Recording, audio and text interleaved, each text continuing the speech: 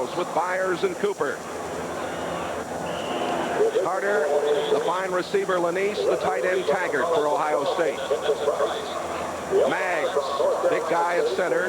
Uhlenhake, Gilmore, Graves, and Cotterman. First down for the Buckeyes, 34-yard line.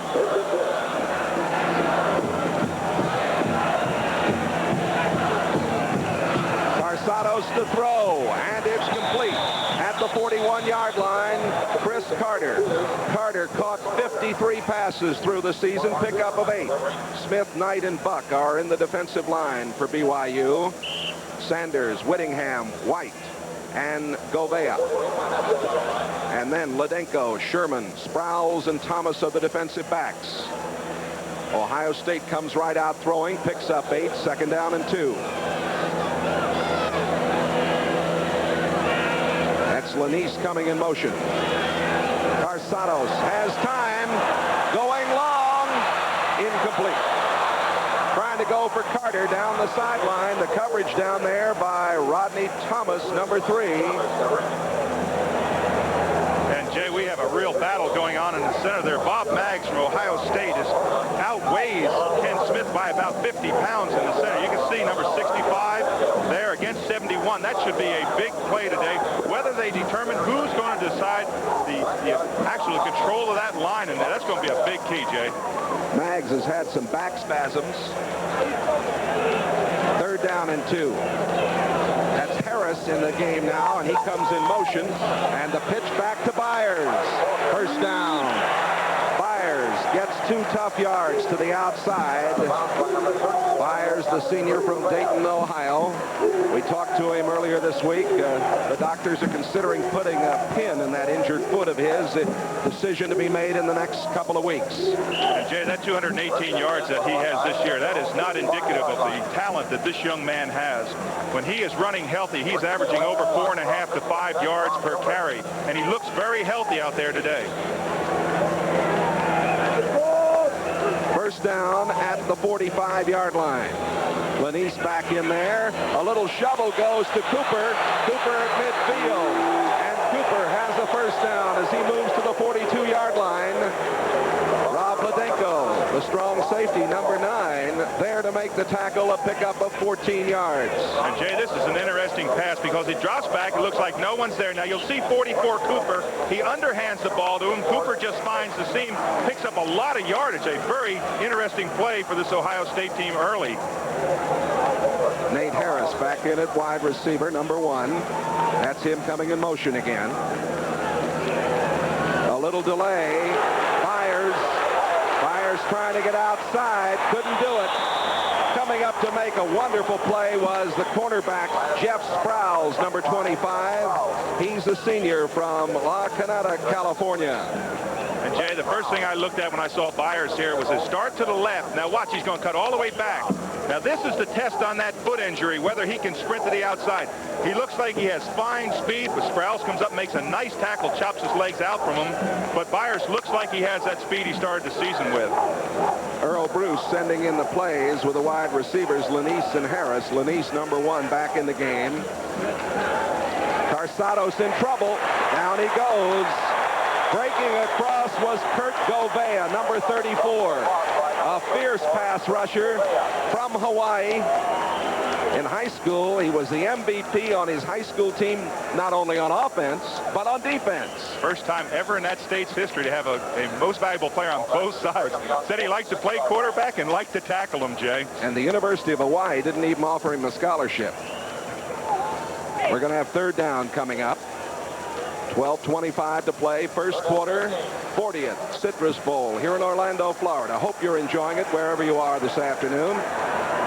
John Woolridge in the game, number 25 at tailback now for Ohio State. Corsados slips, gets the pass away, incomplete. He was trying to get it to Carter down at the 30-yard line. The ball came up way short as Corsados had a little trouble with his footing. Ladenko and Thomas had the coverage. Well, Carter really did break a little bit into the open. You see he's pulling up short here. Now he falls down also. They're not really used to running on this soft. It's a very soft field. It's a bent grass field. It's very, very closely cut, so traction could play an important part in this game also, Jay. Tom Tupa, the punter, a sophomore, averaging 42.5, 44.1 net punting last year, the best in the nation. Tupa punting. Sikahema downfield, fair catch at the 15-yard line. So we've got a timeout here in the first quarter in Orlando. Brigham Young University and Ohio State, they're scoreless. Jay Randolph, Tom Hammonds on the sidelines. Citrus Bowl 1985. Here comes BYU offensively, first time this afternoon. They're missing Kozlowski and Kelly, two of their fine offensive stars, both out with injuries. Bosco on first down. Bosco complete. Out at the 18-yard line, Scott Norberg, number 85, making the catch. Bosco with Himuli and Sikahema. It's Norberg, Bellini, and Mulaney. And then McCullough, Tidwell, Borgia, Wright, and Robinson in the offensive line. Big offensive line. Second down, 7 at the 18-yard line. Bosco on the run, and he gets it out to Hemuli. Hemuli stopped short of the first down at the 25-yard line by Greg Rogan, number 29. Here's the defensive line for Ohio State. Ritter and Lee and Sullivan, along with the other Lee over there. Byron Lee, Spielman, Johnson, and Kolek. Gordon White, along with William White and Rogan. Third down and 1.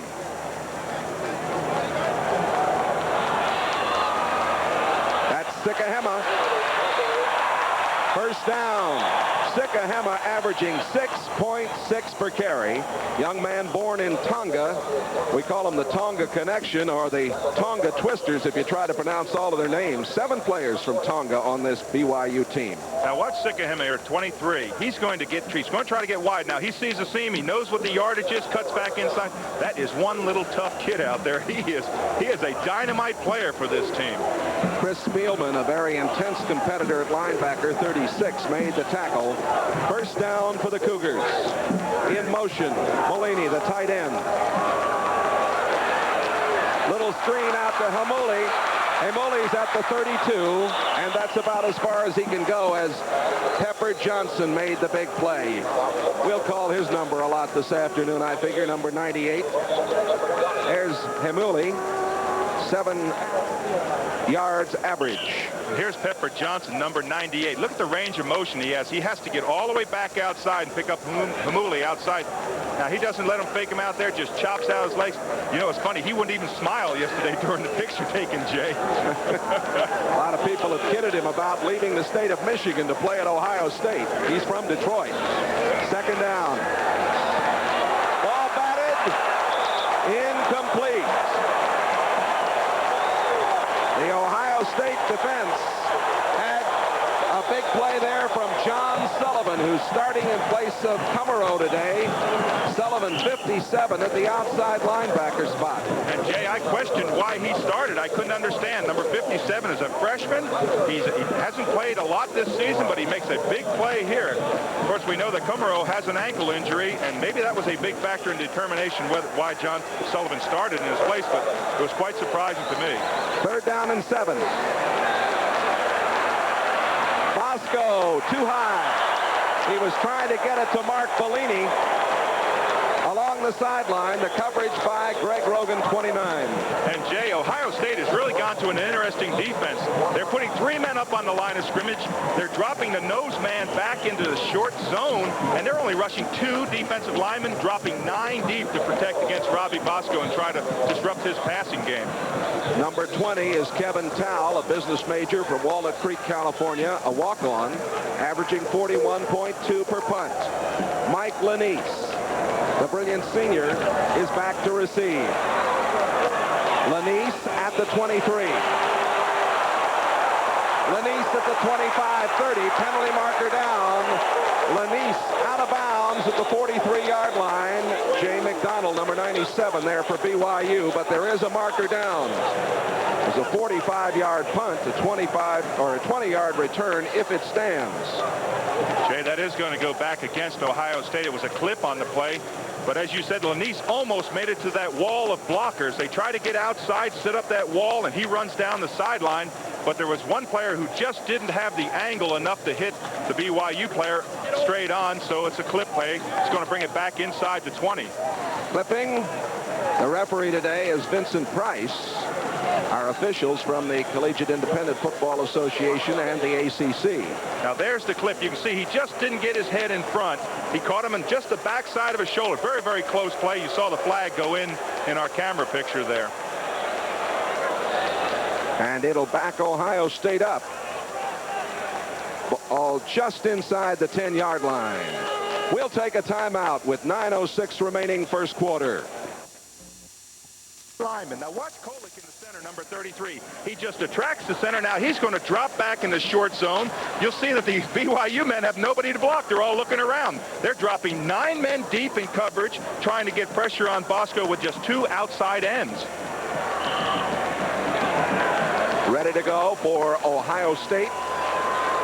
John Woolridge is in the backfield now at tailback, number 25, the junior from Akron, Ohio. He's averaged 4.9 per rush. In motion, that's Mike Lanise. And the give goes to George Cooper. Byers on the bench. And we get word that maybe that foot of his is bothering him. Let's go down to Tom Hammond. Tom. Jay, Keith Byers, in fact, as you noted, was not in the game. After that first series, he had some pain in his foot. The foot was hurting him. The team doctor says they're going to hold him out for a while and see if it gets better, but he's on the sideline right now. Well, he had hoped to be ready to really roll today. Second down. That's Harris going in motion. Carsados wants to put it up. He throws. It's complete. That is Vince Workman, freshman from Dublin, Ohio, who caught 5 passes during the regular season. Kerry Whittingham, 53, the linebacker, making the tackle, a pickup of 9 yards, first down. And Jay, I hate to see Keith Byers on the sideline. In talking with him, he was really excited about this game. This was a showcase for him, has become a professional. He was hoping for a big day. You can see the disappointment. He has had just the most frustrating season that anybody can possibly have. He said he didn't like people to use that word when they talk about it, but truly enough, that is the way to describe it for him. It's been tough. Lanise goes wide to the right in motion. A little delay, and this is Woolridge. And he is barely back to the line of scrimmage. Might have lost a yard. Woolridge met on the play by Govea. Boy, he's a tough kid, number 34. He certainly is. And we talked about that battle in the middle between Mag 71 of Ohio State, Ken Smith. They are really having a battle in there. You can see there's Maggs, the center. He's picking up 65, Ken Smith. Now they're doubling on Smith because if they drive him back, they get the angle holes through the center. That's the big game plan for Ohio State, to run up the middle. These Cougars are more physical on defense these days than they were a couple of years ago. Second down and 11. Woolridge up the sideline, out of bounds. He got to the 26-yard line. Govea, 34, again there, along with Whittingham, 53. Jay, I'm looking down at Keith Byers on the sideline as we look at that graphic I'm working. But there's the foot that they're trying to tape up, and you can see that he's taking off his shoe. He's got to be the saddest person of 60,000 people standing here. I know what that feeling's like. It's just like, it's the most heartfelt feeling. He's so disappointed. I just can't express the feeling I have for him at this time. It's just really a disappointment. Well, he talked about faith and his family and friends, how much they'd helped him this year with that problem. Here's a pass intended for Lanise, and it is incomplete. Jeff Sprouse, number 25, the left corner, had the coverage. That matchup of Lanise and or Harris against Sprouse will be a good one this afternoon. Yes, it will be. When they talk about defensive corners, and we have a flag on the play while we talk about this, let's see what he has to say. Holding. Well, it is going to be holding against Ohio State. But the point I wanted to make about Sprouse in the defensive secondary is coaches talk about the reaction time back to the ball. Anybody can backpedal, but how quickly can you get back to that receiver once they throw the ball? And Sprouse has really reacted really well so far in this game. The holding call is refused. Punting time for Tom Tupa.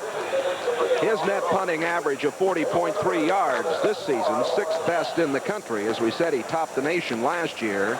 All Big Ten from Brecksville, Ohio. Probably the best punter that Ohio State has ever had. Tom Tupa. Sikahema is back to receive it. A low wobbly kick. Sikahema on the run at the 40. Breaks away at the 45. Midfield right down the middle. One man to beat. Down he goes. And he fumbled. And it is recovered by Harrington. Well, you saw the speed of Sikahema. He can fly. Chris Carter made the tackle. Harrington came up with a fumble, and BYU's in good shape. And, Jay, any coach will tell you the first thing you want to do is break that initial wall. Sikahema does it. He's through the seam. The best way to pick up yardage is not to go wide, but go straight up the field. When you see that seam, makes just a fantastic run, picks up a big yard, and they're in scoring position. We'll take a timeout. There's no score. The sideline, Keith Byers sitting at the end of the Ohio State bench. They have retaped his foot, and they hope to get him back in the game. They hope to hold him out one series and see if it got better. But during that first offensive series of the Buckeyes, Byers did have pain in the foot that caused him to miss most of this season. Now, of course, he is planning on perhaps having an operation done, a pin inserted to strengthen it. Perhaps he can come back today. They're not sure. Right now, he's gotten it retaped. He's going to test it. He's talking to the team doctor. He may return. He may not. It's still in the air. And many pro scouts are sitting in watching this one today. All right, BYU has David Miles, 26 at wide receiver. That's Bellini coming in motion. Handoff to Sikahema, and a fumble. Sikahema lost the football at the 15, and Ohio State says they have it. It was Pepper Johnson who came up with that football, and Lavelle Edwards sees a golden opportunity for his Cougars go down. Jay, turnovers will kill you faster than anything. You just cannot fumble the ball. Now watch Sikahema. It's a slant action. He gets through the hole nicely. Now you'll see on the tail end of this ball, see the ball just out there in the open? Good hit there, but as safety came up, the ball was ripped clean. Ouch, that really hurt BYU. William White was the man that dislodged the football. First down, Ohio State from their own 16-yard line. Pitch back comes to Woolridge. Woolridge gets to the 20 and is bumped out of bounds.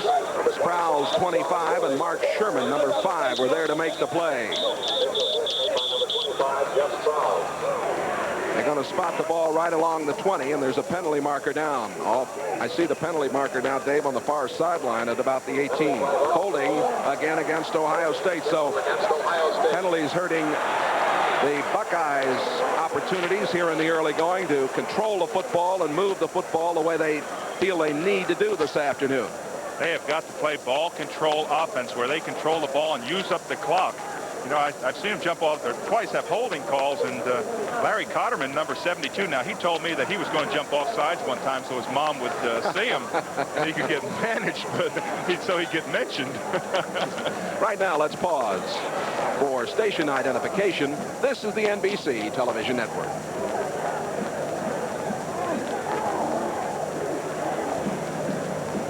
With Dave Rowe, Jay Randolph, Tom Hammonds along the sidelines. Keith Byers out of the football game with that foot injury again. Ohio State backed up now to their 7-yard line. 6:50 to play. First quarter, no score. Citrus Bowl, the 40th annual event from Orlando. Marsado's throwing on the run, and it is incomplete. Well, I don't think Carter was the intended receiver. The pass pass was underthrown as Carsados was hit. I think he was trying to get it to Lanise. Sean Knight, number 77 for the Cougars, the man that banged in there.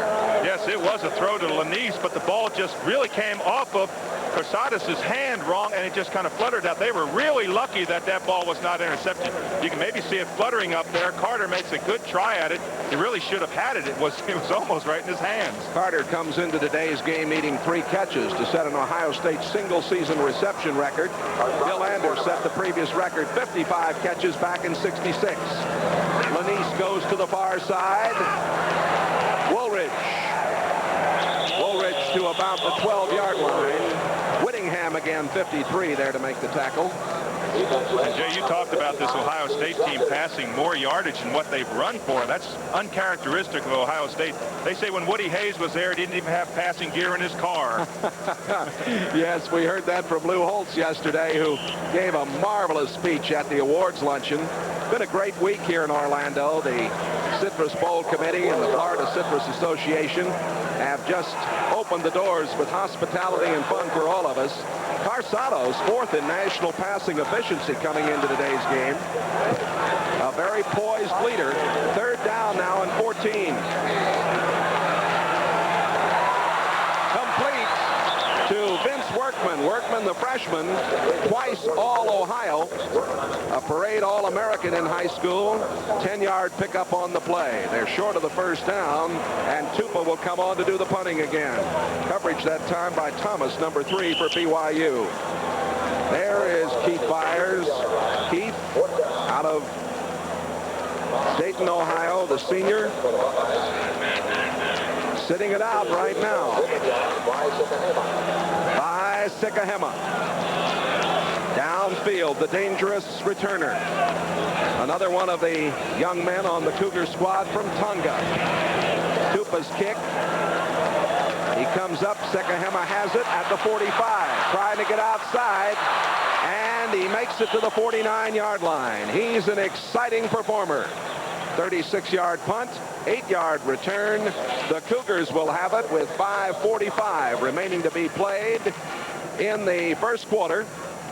And we've got a timeout here at the Florida Citrus Bowl. Time in. Sold out Orlando Stadium. A look from the Goodyear Blimp Enterprise from Pompano Beach, Florida. Captain Richard Daniels from Long Beach, California. At the controls up there.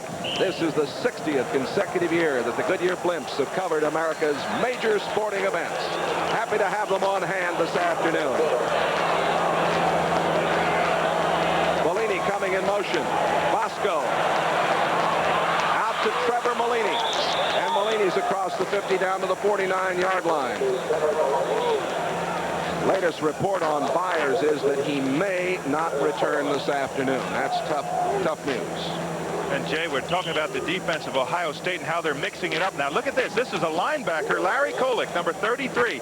He's a linebacker playing a nose tackle, just trying to get that penetration. They are doing everything they can to disrupt the passing game of Robbie Bosco. Gets back and makes the tackle.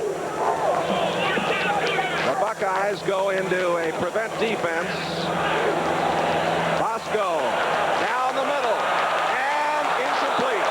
He had his tight end, Trevor Malini, the sophomore from Reno, Nevada, in the seam down there.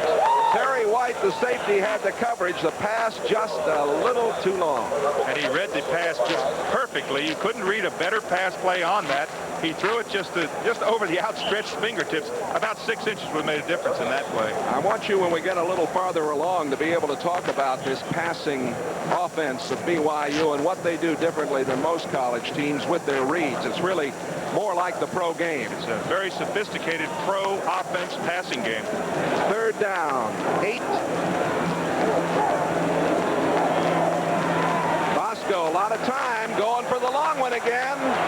Bellini, he was out of bounds, and the coverage, very good coverage by Rogan, the cornerback, number 29. Now here again, Jay, they've only rushing 2 defensive linemen on 3rd down and line. There's 36, Golick. Now watch, he's going to drop back into coverage. He's back, they're rushing 2 linemen. They're saying, hey, we know that we can't rush you and frustrate you. We're going to drop 9 bad men back and try to defend you. That's giving up a a lot to Robbie Bosco. Kevin Towle will do the punting. Mike Lanise, the Rhodes Scholar, back to receive. Oh, good-looking kick. And it stays inbounds. It'll go into the end zone, out to the 20-yard line, where it will be 1st and 10. 49-yard punt. Still no score. Up to now, the defenses have done very well. Bosco has 13 yards passing. Carsato's 41. And Ohio State is not giving the short passes to BYU. Absolutely, Jay. What they're doing is they're dropping men shallow back in the zones. They're bringing a nose man back, dropping him in the zone, and they're forcing Bosco to have to go long. When you play defense, you have to give up something. Today, they're going to give up the long pass to BYU. They're saying, if you can complete it long on us, go ahead, but we're not giving you the short ones. Ohio State, 1st down from the 20. Carsato's pitching back, and coming out to the 24-yard line is Woolridge. Woolridge hit on the play by Thomas, number 3, and Sprouse, number 5. Robbie Bosco, they're talking with him about what's happening out there. Now, Jay, he has a very quick mind. He's able to read defenses very well. I'm sure this is confusing him because of the short zone. He's used to throwing those little short passes out to his running backs, to his tight end coming across. Now he's having to throw long because he's seeing 6 people drop off the line of scrimmage, the linebackers and the defensive line. Lanise going in motion. That's Vince Workman. Workman gets a couple before Whittingham, 53, stalls him. He got out to the 27-yard line, maybe the 28. And, Jay, it's really important for Ohio State here to get back to their game plan. They've had a lot of steam taken out of them with Byers sitting down and being out. That really affects your offensive unit. Everybody looks around and says, oh, boy, what are we going to do now? It's really important that they get back to their game plan and do what they've done so well all season. I'm sure a lot of the fellas thought, well, Byers is ready to play, and we're going to have him, and now that has changed, and they do have to concentrate on what they need to do without him. Workman is out to the 31-yard line. Looks like he's got the 1st down, as Gary Whittingham, 53, and Kurt Gobea, 34, were there. Jay, when you have an offensive line like Ohio State has, the weight that they have, they are a huge offensive line. They have got to come out and play power football. They've got to each control their man on the line of scrimmage, play straight ahead football. This is not finesse. This is straight ahead power football. Barry Walker, number 43, is in the backfield, a junior from Lancaster, Ohio now, working with Vince Workman. Lanise coming in motion on 1st down. Carsatos, lots of time, throws, and it is complete to Chris Carter. Carter, 1st down at the 47-yard line. 16-yard pickup. So we told you he needed 3 for the record coming into today's game. Now, Jay, watch the tail end of this. You won't believe, Carter, how he's hit. The great receivers concentrate on the ball. Once they get hit, they squeeze that ball. Now, watch Carter. Up in the air, out of control. There's a hit. Spins around. Look at that concentration. Hold on that ball. Even puts his other hand over there to almost cradle it. Great reception by Chris Carter. Carter has caught 2 for 23. Back it up behind the line. Doug Smith is in there now, replacing Carter. And a halfback pass incomplete. That was Doug Smith, actually. Penalty marker goes down. Smith coming around, trying to throw the pass. Steve Sanders, 59, was there on the play, had the coverage. Jay, we may have an ineligible lineman downfield because the play took a long time. That's the signal, an ineligible lineman downfield. This is a reverse with a pass. Now, you'll see the reverse action. Right there, you'll see it flip back to the wide receiver coming around. Now, he's looking. What he's supposed to do is throw it right now, but he throws it a little bit late, throws it in the ground, and they've got a lineman downfield. That's loss of down. Eligible receiver downfield, loss of down, 5 yards, 2nd down. So it'll be 2nd down from the 41-yard line. We have 2 minutes and 49 seconds left to play. A scoreless 1st quarter to this point. The Buckeyes and the Cougars, 40th Citrus Bowl here in Orlando.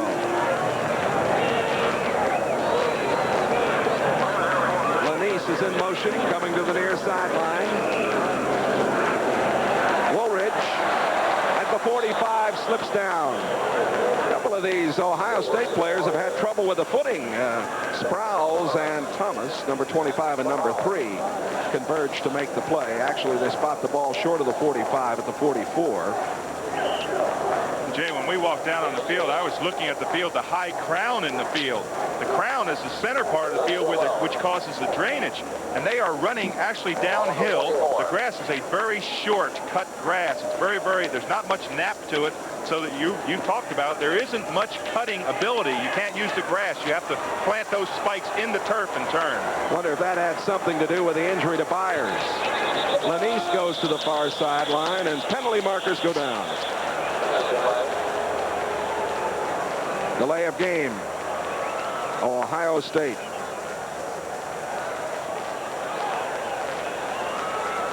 Referee Vincent Price, and there's an idea as we give you a look at the crown on this field. Make that shot there by our director Dick Klein and his crew gives you an idea of the situation down there. It is very severe, the crown on this playing field. Carter going to the left side. Lanise comes out to the right. Third down, 17 from the 39-yard line. And incomplete. Carsados threw into double coverage trying to get that ball to Lanise. And Lanise almost held on. Sanders 59 and Sprouse 25 were there. And Jay, the game plan of the BYU defense is quite different than Ohio State. They're saying, hey, we're going to bring people. We're going to disrupt Carsados. We're going to get back there and put a lot of pressure on him, force him to run around back in that pocket, try to disrupt his timing, and they're doing a good job of it. Tom Tupa will do the punting, and again by Sikahema is back to receive. Sikahema, the speedster from Mesa, Arizona. Kick is away, and it's a beauty. Sikahema at the 12. Down he goes at the 10. Downfield for Ohio State making the big play. Scott Leach, a reserve linebacker, number 8. 49-yard punt. You said Sikahema went down. He almost went down without his head that time because Leach came in there and collared him right around the neck and just ripped him to the ground. Excellent coverage. That's the kind of ball that you almost say you ought to let go into the end zone because it's right on the 10-yard line. Most pro coaches will tell you, don't catch the ball there. Let it go into the end zone. The Cougars average better than 500 yards total offense, better than 33.5 points a game. Tom Tuipulotu is in the ball game, and there he is. Tuipulotu from San Mateo, California, number 46. Pepper Johnson, Chris Spielman, 98 and 36 made the stop, a pickup of about 8 on the play. Tuipulotu, 587 yards, 6.5 average during the season. Another member of the group from Tonga. Yes, we have a list of those Tonganese, I guess you'd call them. Wonderful fellas. A really pleasure to talk to. Now Sikahema is back in there, and Sikahema looked like he didn't quite get the first down. John Sullivan, 57, the freshman who got the start this afternoon over Kummerow because of the ankle injury, made the stop. It's going to be third down. And that's a play that Ohio State sees every day. Short, quick trap in there. They played it wonderfully. John Sullivan jammed down the trap, closed it, and Sikahema had nowhere to go. He just couldn't bounce it outside or inside. Just came up with no yardage. David Miles, number 26, in at wide receiver, replacing Norberg. This is Bellini coming in motion. Almost intercepted. Oh, right in the hands of Larry Kolick as Bosco was trying to go over the middle, and he just didn't see Kolick. Well, what Kolick is doing, as he drops back, he's playing the eyes of Bosco. You'll see him right on top of the center. Now he's playing the eyes of Bosco. Bosco does a good job looking off there. Right there is Kolick that jumps. Look at that, hits him right in the chest. That would have been a big play for Ohio State had they been able to intercept that ball. They were really lucky on BYU's team. Kevin Towle will do the punting. 14 seconds left in the first period. Lanise back to receive. A low kick. And they're going to let it go. It comes all the way inside the 40-yard line to the 38, and Ohio State will have it there. Jay, when I talked about him playing the eyes, it's really an interesting play. Now watch this. You'll see as he drops back, Kolick is over the center, number 33. Now when I say he's playing the eyes, he's looking at Bosco. Where Bosco looks, Bosco's looking to his right, comes back to his left, and there's Kolick. Watch him jump. That's the end of the first quarter with no score. 44-yard punt a moment ago. End of the first quarter. No. Flashing numerals 3-4. Quite a surprise. Up to this point, the defenses have prevailed. Jay, we talked about offense, about BYU averaging 500 yards per game. They are certainly not doing it in this first quarter.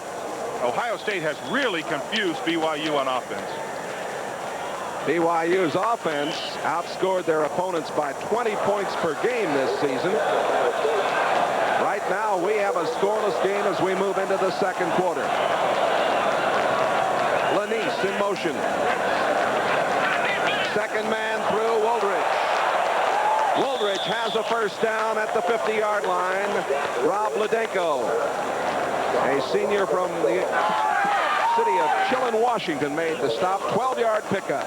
And Jay, that time, number 71, Bob Maggs of Ohio State, wins the battle at the nose. You can see he gets into Ken Smith and turns him, drives him back. They did double team him, but they just really blew him off the ball, and they were able to pick up that big yardage. And now at the nose, David Butrell, number 75, a sophomore from El Paso, Texas, in there for the Cougars. Woldridge gets a couple. Terry Whittingham, number 53, made the stop. Woldridge with 728 yards and a 4.9 average, 9 touchdowns out of Akron, Ohio, a junior. Jay, the one thing you want to have as a running back is vision into the hole. That time, Woolridge just put down his head and was just going to plow ahead. Had he looked to his right, he had a big hole to his right, but that's tough down in there. When you're down in that's no man's land. Carter is flanked out to the right side at the top of the screen. Second down. They put Lanise in motion toward Carter. Carsados throwing, complete. Penalty marker down as Taggart, the tight end, made the catch for what would be a first down, but it may be an offside penalty. Whittingham 53 and Thomas 3 making the tackle for the Cougars. It may have been the man in motion offside. It was. He turned up just a touch early. You have to go along there, and if you can't hear that snap count, we've got a large crowd here. If you can't hear that snap count, you get out there a little ways, and all of a sudden you're almost antsy to turn upfield, and he did just a touch early. The penalty yardage, and this will go against Ohio State, putting it back in their territory at the 48-yard line. Illegal motion, red, 5 yards, still second down. Vincent Price, our referee today. The officials from the Atlantic Coast Conference and the Independent Football Officiating Association, a split crew. 13 minutes and 35 seconds left to go in the first half. We're scoreless. Second down and 12.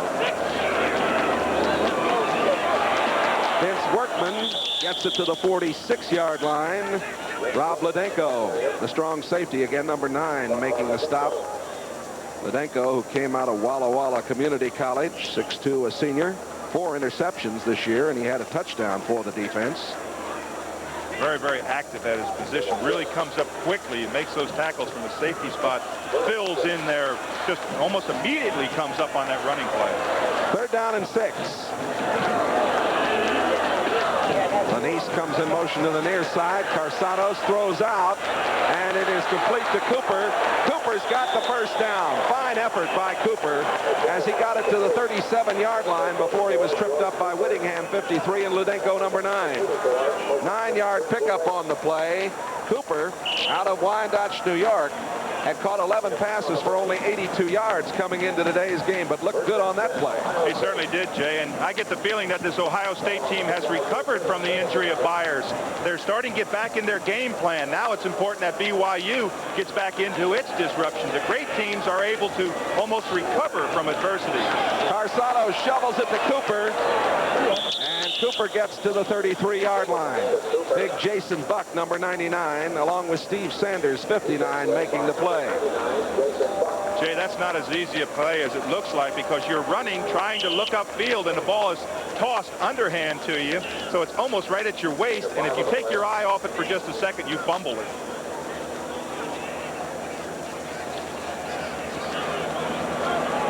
Second down and about 5 at the 32-yard line. End up going to Workman, and Workman can find nothing going on the right side as Ledenko makes a very fine play. There's a vintage Ledenko play. We talked about how quickly he comes up from the secondary position. He just really burrowed into Workman. You'll see him there, number 9. Now watch how quickly. He's way back to your left. He's a safety. Now as soon as Workman bounces outside, there he is. Boom. Comes up, good hit, holds the leg, drops him down for no yardage. Excellent play. Third down. They're 4 out of 8 on third down situations. That was Rollridge, and I don't think he's got it. He comes up short as Jason Buck, number 99, put the wraps on him. Buck was a first-team All-American at Ricks College in Idaho. And let's see, are we going to have Spangler come in? We are. Rich Spangler, the senior from Geneva, Ohio, 290 career points. He'll be attempting a 47-yard field goal. Came into the Citrus Bowl having missed 4 of his last 6 regular season field goal attempts. It's long enough. It's good.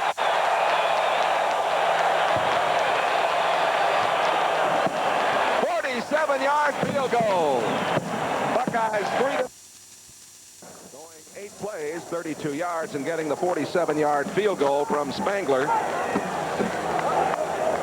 Ohio State will have Spangler kicking off to Sekahema and to John Oates as you look at the Ohio State crew.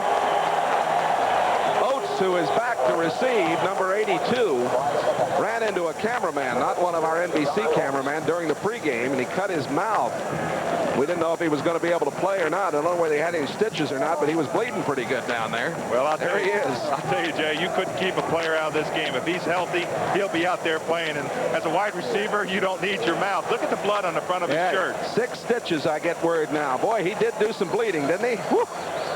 All right. Spangler kicks off. Sekahema not going to bring it out.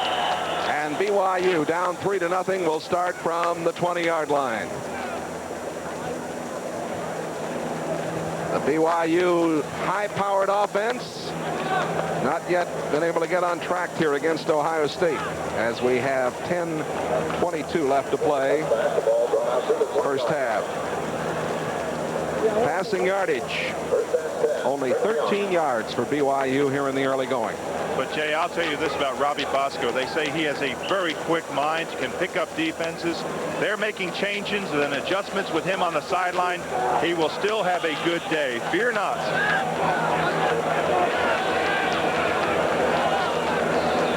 That's Bellini going in motion. A little delay, and on the move, Hamuli.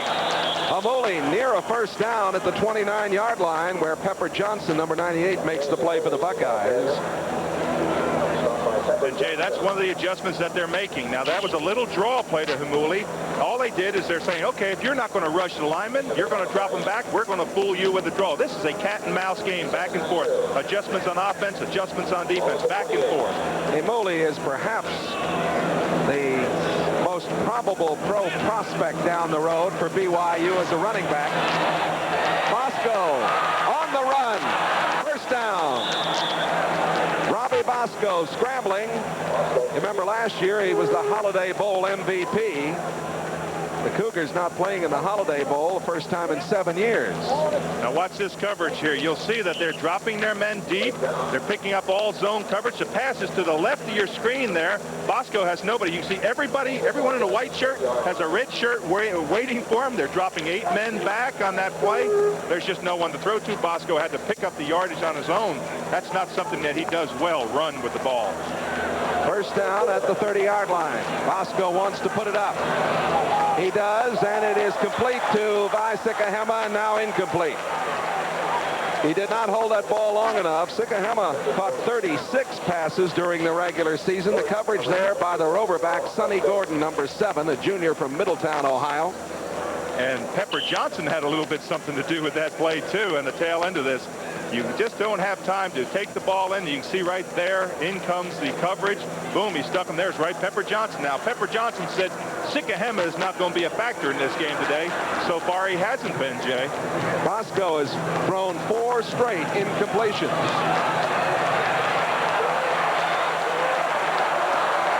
And a big play by Eric Cumero. Cumero just clipped Bosco on the shoe, or Robbie would have had a first down, I believe, out at about the 44.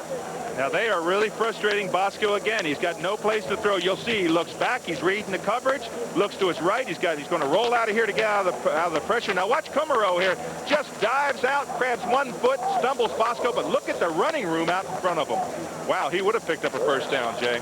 Third down coming up. The Cougars are 1 for 4 on third down conversions this afternoon.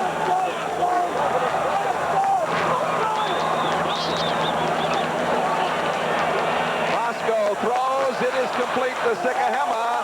He does not have enough for the first down at the 35-yard line. Greg Rogan, 29, made the play with Byron Lee, 82. And Jay, what you try to do as a defensive secondary is you try to take certain things away. Now this time they're going to let Sikahema catch the ball underneath. You'll see him to the left of your screen. Pass goes out to him. Now look how quickly those red shirts are reacting to him. Boom, there's the first one. There's the second one coming in. There's a third one. Reaction to the ball is the name of the game when you play defensive secondary. Kevin Towle to do the punting. Mike Lanise back to receive. Another fine kick by Towle. Lanise at the 18. 20, out of bounds at the 23-yard line. Making the play was Shane Shumway down there for BYU. 45-yard. Hammond along the sidelines. Carsados throwing incomplete. And they may get him for grounding the ball. Let's see what the call's going to be. Steve Sanders, 59, had him in the grass back there, of course. Vince Workman, 42, appeared to be the intended receiver. It's going to be holding. A holding call against Ohio State. It was a late play. You'll see it on the left of your screen here when Carsados, he's dropping back. Now BYU's getting good pressure. It's going to be, looks as if it's going to be on the left part of your screen. Not there, but right there. See the jersey pulled back? Look at the referee. He looks at it, pulls out his flag, says, hey, you're holding. The Buckeyes of Ohio State lead this game on the strength of a 47-yard field goal by Spangler. We have 7:39 to play, first half. Illegal use of the hands, red, 5 yards, decline, second down. Jay, I wanted to make a note about that. It's an interesting thing. Now, I played professional football, and I always liked it when they said holding on number 73 right there, and they'd almost point to him. In college, of course, they just say on the red team or on the white team. Boy, did you play professional football for how many teams? 5? 5 teams, 13 years, but most notably with the Oakland Raiders. Ah, yes, old suitcase. Happy to have you with us here today. A handoff going to George Cooper, and Cooper met by Whittingham, 53. Cooper started today with 560 yards and a 4.6 average, 4 touchdowns on the year. He is from Wyandotte, New York, a sophomore. The Buckeyes had to rebuild this offensive line for the 1985 season, and they really did quite a job. Except for Graves, the senior, they've got Eulenhake, a freshman, and Maggs, the junior, Gilmore, a junior, Potterman, a sophomore. They've done a good job. Third down. He was out of bounds, was Vince Workman. Leon White, the linebacker, 41, had the coverage, but he took it in while he was on the white line.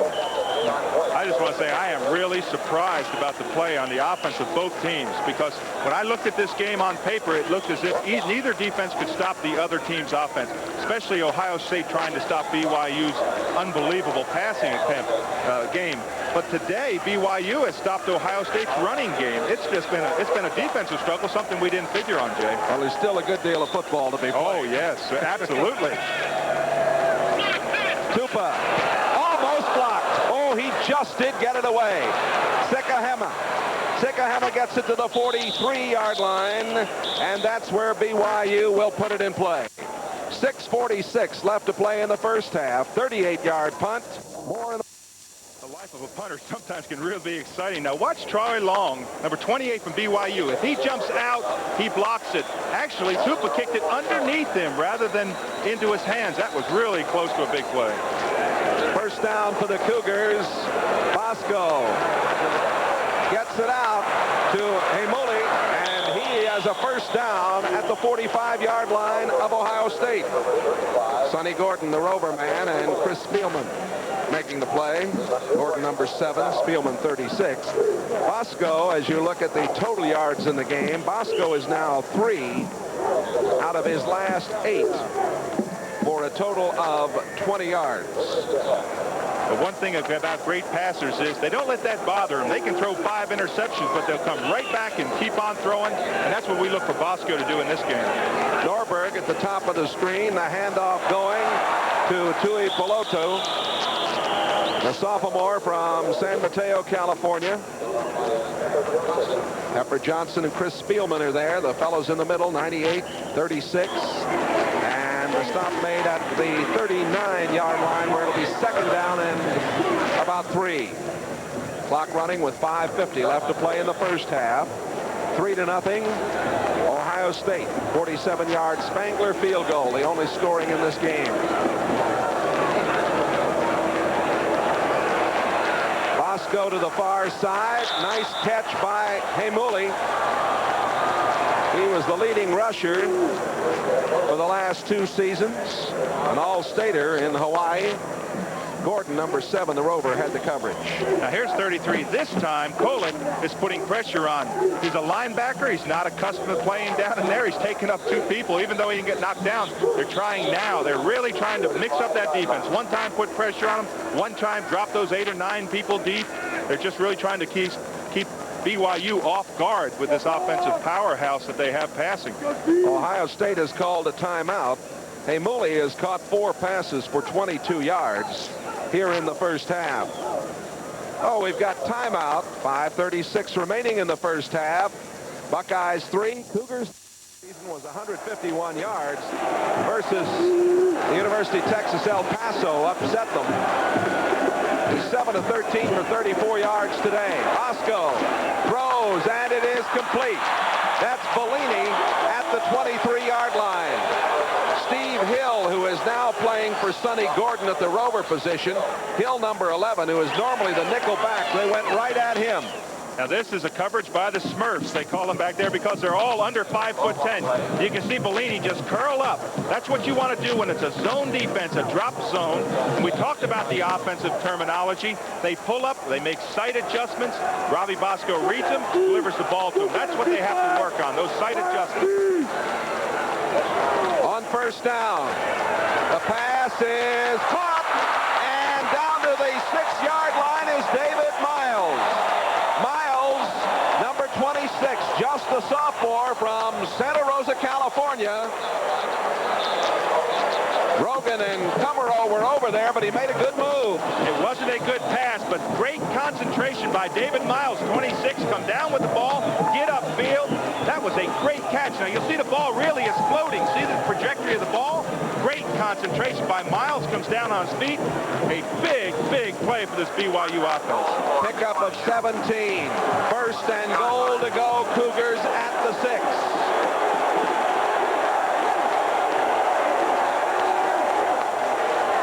Over the middle, nobody there. Looked like he might be trying to go to Bellini, number 11. Bellini just couldn't get to the football. Bosco might have been throwing it away under the circumstances. Absolutely, Jay. That's just what he did on that play. He brought Bellini in motion, and when you get a man in motion, you many times get him in single coverage. That's what they're trying to do. The mismatch, get Bellini, run him in motion so that he's single coverage because he can beat anybody one-on-one. He is a great, gifted wide receiver. Bellini is a zoology major, number 11. You saw him there just a moment ago. He has a pet boa constrictor. That's an interesting sidelight. Bosco, penalty marker down. Bosco throws, intercepted, and we'll have to wait and see. The interception by Greg Rogan, the sophomore from Urbana, Ohio. But let's see what the penalty is. It appears the penalty will be against Ohio State. When that flag was thrown, I thought for sure it was offensive holding because it was thrown in the backfield. But the referees are signaling that's against Ohio State. Probably the biggest play in the game right here. Now watch Bosco. He's dropping back. He doesn't have pocket protection. As he drops back, he feels the pressure from his left. He's got to scramble up. Now watch this right here. You'll see ground action. Here's where he's throwing across the grain. Look at that interception by Rogue. Just stepped right in front of the receiver. Fifth man, 5 yards, still second down. Earl Bruce is really hot. A face mask call against Ohio State. Bruce, 54 years old, born in Pittsburgh, grew up in Cumberland, Maryland. And he is a hot coach right now. He didn't like that call at all. I wouldn't want to be the player that did that, Jake. Second down, goal to go at the 3.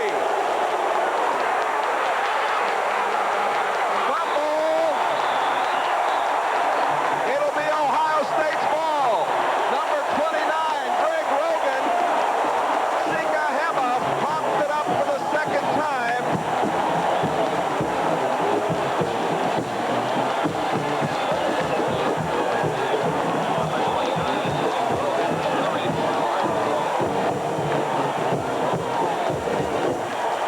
And Jay, if there's ever justice, this is it. Sikahema down on the goal line, fails to control the ball. Look at Rogan, just came up with that big interception, now gets that big fumble. Oh boy, what a big play. Ohio State will have it at their 20 when we come back. Bench, Earl Bruce in the middle. Earl didn't want to get too excited again. He didn't want to be disappointed again, I guess. But what a big turnaround. Sikahema, 4 carries for 15 yards. He has fumbled twice, both occasions very costly.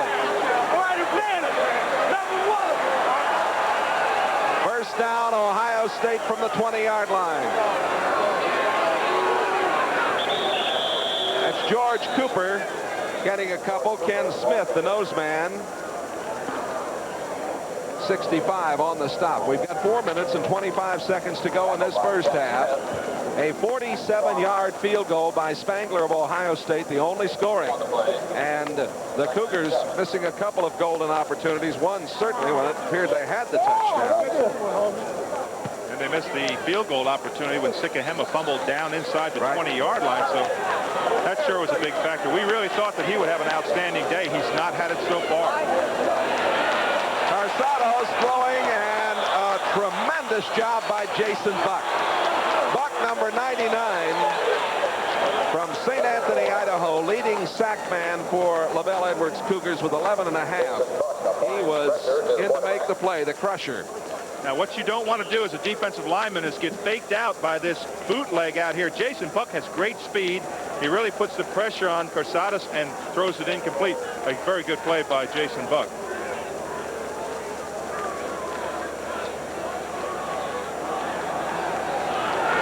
Carsados, who is a gourmet cook in his spare time, going to put it up. And a poor pass. He had a man open, Chris Carter. The pass was underthrown. Jeff Wilcox, number 14, in the secondary on the coverage. A junior from Midvale, Utah, but the pass poorly thrown. It was poorly thrown. He never really got set back there when he threw it. Consequently, he threw it into the dirt in front of Carter.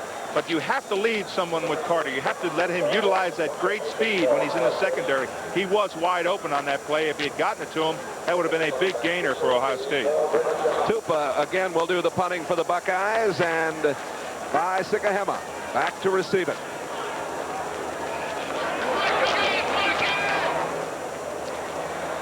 Looking up into the sun, Sikahema at the 31, and going the wrong way. Sikahema run out of bounds by Derek Eisenman, number 61. Coming up next on NBC, for the Cougars, they have 3.5 minutes with which to operate in this first half, down 3-0.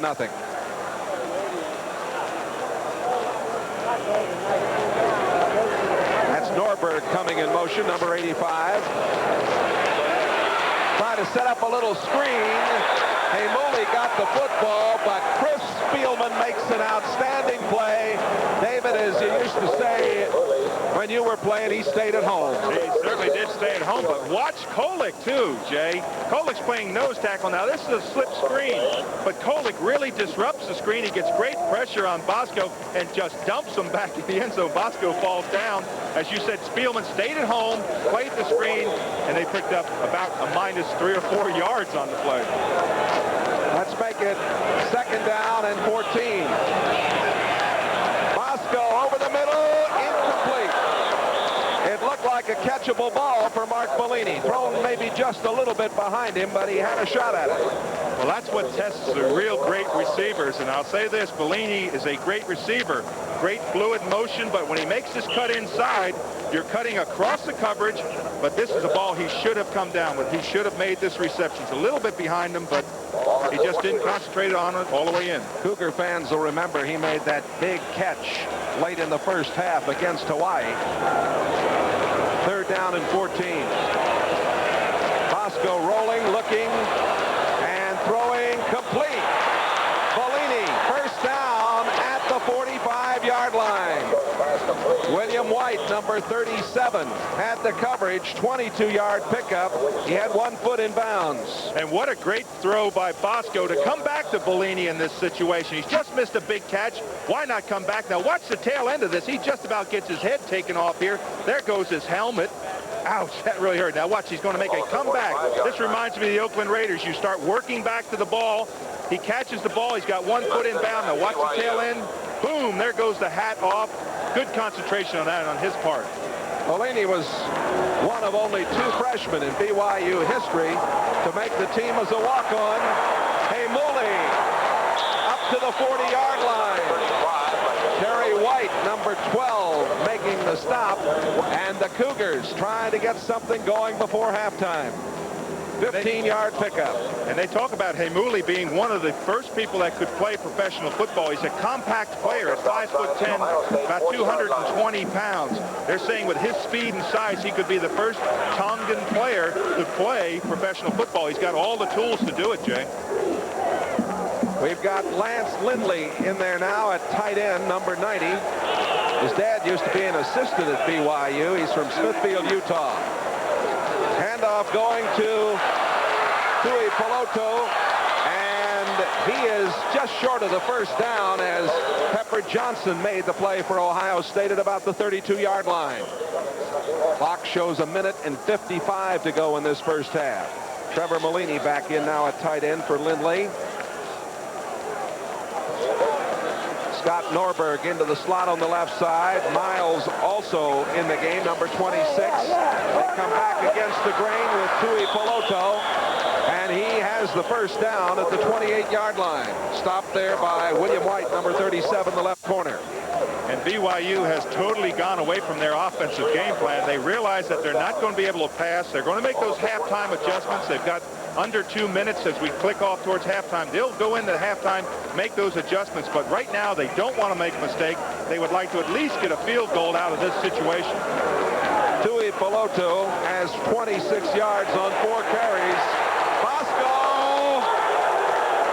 No, there's the flag. I was about to say I was surprised that he's not charged there for grounding that ball.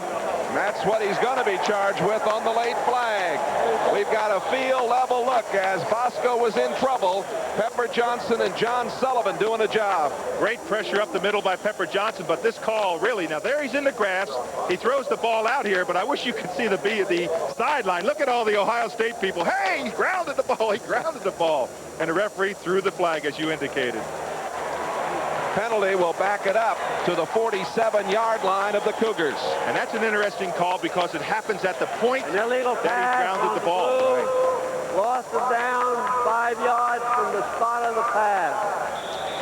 Mike Sullivan, number 67, is in the game with his brother John now as Mike Sullivan replaces Kolick. Loss of 24 on this play. 3-0 Ohio State. Just a moment ago, that was BYU's first penalty of the game. It scored a 24-yard penalty on the incomplete and an incomplete pass, of course. Bosco thinking about going long, but nothing there for him except Bellini, who steps out of bounds at the 38-yard line. And Greg Rogan, again, the corner man, 29, had the coverage. Bosco and the Cougars have 1 minute and 6 seconds left to play first half. And look at the shoulder pad on Bosco. You'll see the green grass because he's been dumped several times. He's got grass all over his left arm there. He's been down in the dirt. He's been totally disrupted, but they're still in this ball game. Bellini to the far side, Miles to the near side. Third down.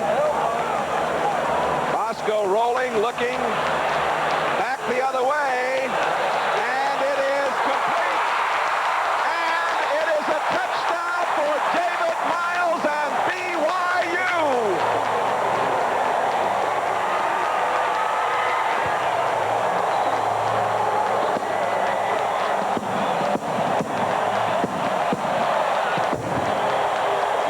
A very interesting play. It's a throwback play. Now wait till you see this play. This is a design play. What they do is they drop back. They start to roll out to his left. The entire offensive line goes out. They roll out to the left. And we'll see it when we come back, but he throws all the way across the field for a touchdown to David Miles.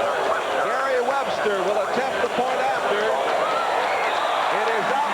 It is good. And the Cougars get on the board. 52 seconds remaining first half. Here it is. Now there's the pocket. He rolls way out. Look at all the offensive linemen here now. He sets, plants, waits for Miles, and throws all the way across the field. Real high pass to let Miles run underneath it. And David Miles really knows what to do with it. He dives into the end zone just inside the pontoon. It looked as if he went out of bounds on about the 1 yard line. Now there's the roll, Jay, all the way back across the field. You'll see Miles, 26, just flashed in your picture. Now watch Bosco. He sees him, plants, and unloads the bomb. Miles looks like a center fielder going for this one. Miles had only caught 8 passes during the season. Today he's caught 2 for 56 yards and a touchdown. And Bosco is now 13 of 22, 134 yards and the score. And Jay, I'll tell you this, he was out of bounds on the 1 yard line. I don't want to. Our cameramen are unbelievable. They picked that up. I thought he went out of bounds. And in fact, he did go out of bounds. Now watch the tail end of this. You watch his right foot. I thought he stepped on the white. Now watch his right foot all the way. Now watch. Right in. Next step, Jay. How about right there? That's out of bounds. 8 plays, 73 yards. It's also a touchdown. Oh, thank you, big guy. 39-yard pass. Bosco to Miles. 52 seconds left to go in this first half, and BYU has the lead. How come all the guys always say, hi, Mom? How come they never say, hi, Dad? There's Lavelle Edwards. Oh, he's got a little bit less of a frown on his face. I looked at him. I don't think he ever smiles. NCAA Coach of the Year last season. It is Cougars won the national championship. His teams led the nation in passing 8 times. Earl Bruce, National College Coach of the Year, and the Big Ten Coach of the Year in '79. Ohio State almost won it all that time around. And lost by 1 point to USC in the Rose Bowl did them in. The kick coming down to Workman, and it'll come out to the 20-yard line. That was Ormsby kicking off, the young man from New Zealand. Well, on New Year's Day, the best of the bowls. Boy, what a day we've got for you. Showcasing 5 of the nation's top 6 teams at 1:30 Eastern Time. The Fiesta Bowl matching the Michigan Wolverines against the Nebraska Cornhuskers. Then the attention will shift to the granddaddy of them all out in Pasadena. Chuck Long, Iowa Hawkeyes battling the Pac-10 champion UCLA Bruins. And then following the Rose Bowl, a game that may determine the national championship, of course, #1 ranked Nittany Lions of Penn State, Oklahoma Sooners, live from the Orange Bowl in Miami. Join us New Year's Day. Out of the backfield, Vince Workman. Workman took it, got it up to the 32-yard line before Rob Ladenko made the tackle for the Cougars. You did say that was my alma mater, the Nittany Lions. I mean, we are #1 in the nation. I didn't say it was your alma mater, but it certainly is. Penn State in the Orange Bowl. New Year's night. Carsanos going long, overthrows Carter. Rodney Thomas, #3, had the coverage back there, along with Mark Sherman. No, you'll want to stay with us for a wonderful halftime show. Both the bands of Brigham Young and Ohio State will be featured, along with some very special entertainment. 28 seconds left to go in this first half. Carsanos, 8 of 18 for 82 yards.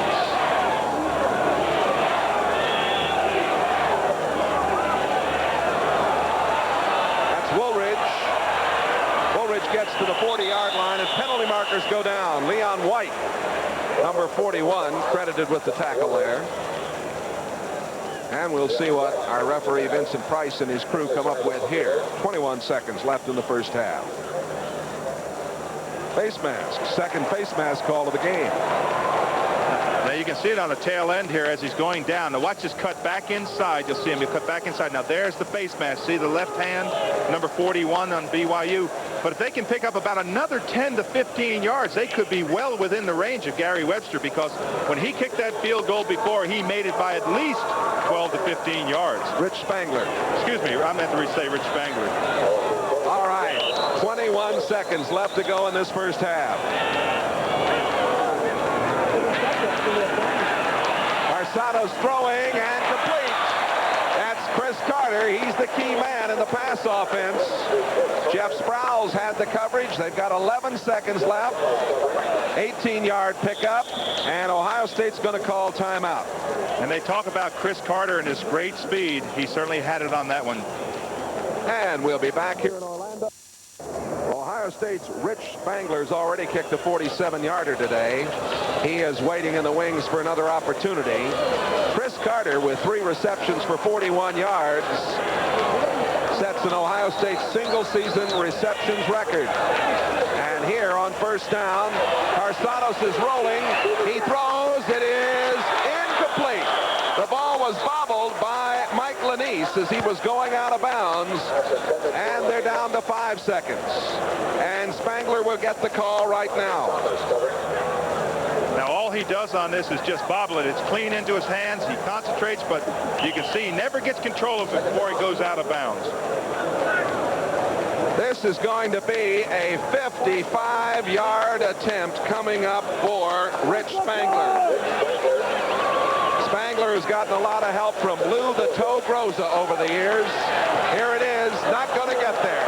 No, he didn't get it. That's the end of the first half. The Citrus Bowl in Orlando. The Cougars of BYU 7 in the backfield. Spangler will kick off. Sikahema and Oates back to receive. Sikahema coming over, and he's coming out. Sikahema made a poor decision and paid for it at the 9-yard line. And that poor decision is prompted by his poor first half. He was upset at himself. He's a very articulate young man. He obviously, you can see him coming over here and taking the ball away, misjudging it.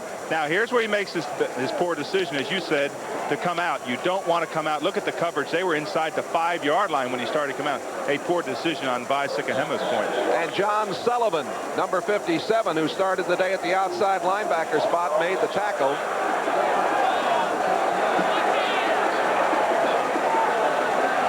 Bosco on first down. Over the middle, that is Malini, the tight end. Trevor Malini out to the 14-yard line. And Byron Lee, the outside linebacker, making the stop. Bosco, number 6, starting at quarterback with a Muli, 35, Tui Peloto, number 46. Robbie Bosco holds the NCAA record for pass attempts and completions. That's a lot of passes, Jay. We had a lot of good quarterbacks out there at BYU, too. Mike Young, whose brother Steve, of course, played at BYU, spotting the Cougars for us this afternoon. Whistle on second down. Doing the spotting for Ohio State, our old friend Steve Snap, the assistant sports information director for the Big Ten club, the Buckeyes. Illegal procedure against the Cougars. In this second half, Malini could really play an important part in this offense because they're dropping that zone back. He's the tight end coming off the line. He's got great speed, a sprinter speed, highly sought after. He's got 63 catches. If he can catch that ball and they have to single cover him when you drop that deep zone, he could play a big part in the second half and be a major part of this BYU offense. Second down and 10. As you look at Robbie Bosco, that's Bellini at the top of the screen. Sikahema is back in the lineup. Intercepted over the middle. Coming back with it is Kolick. Touchdown, Ohio State.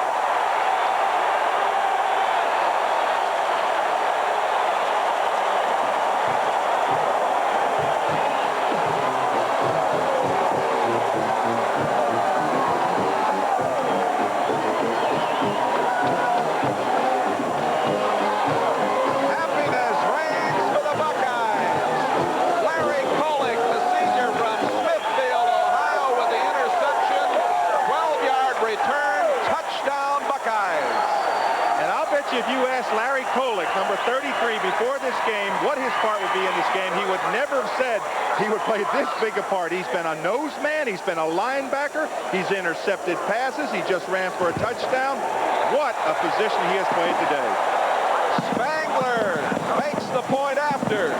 The turnover puts Ohio State in the lead. 10. The greatest thrill you can have as a linebacker is to play nose man, drop back into pass coverage. Now that was Kolick. Now look, he never sees him. Bosco never saw Kolick drop off the line for that interception. Last season, Kolick returned a pass interception. He came away with one of Chuck Long's passes and scored against Iowa. Now he gets the big turnaround for the Buckeyes against BYU. And we talked about the confusion that Ohio State has done, that playing nose man, dropping back into coverage, sometimes rushing.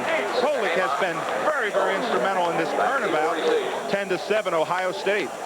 As you saw, the third turnover for the Cougars. 13:52 left, third quarter. Buckeyes leading at 10-7. Spangler ready to kick off. Sikahema and Oates back to receive.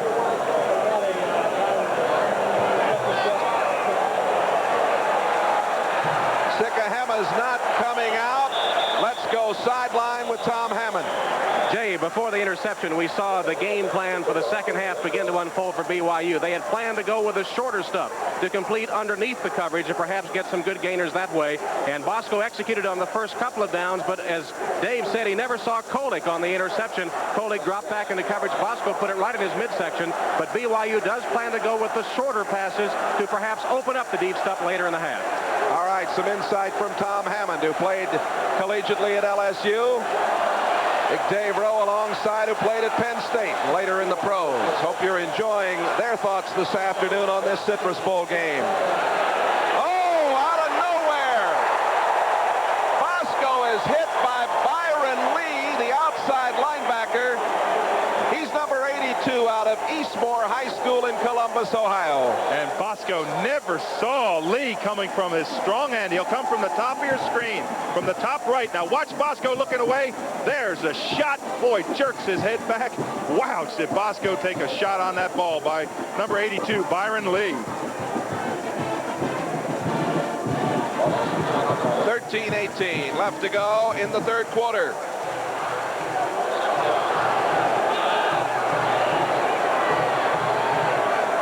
Second down, 20.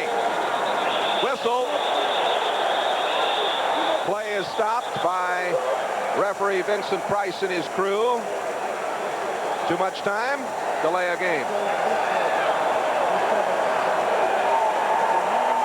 You called it. Delay a game, Jay. But they have really, Ohio State has just totally befuddled BYU today. They've stunted, they've blitzed, they've dropped back.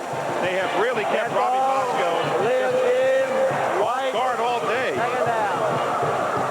Lavelle Edwards joined Hal Mitchell's staff at BYU way back in '62, and he succeeded Tommy Hudspeth as the head coach there in '72.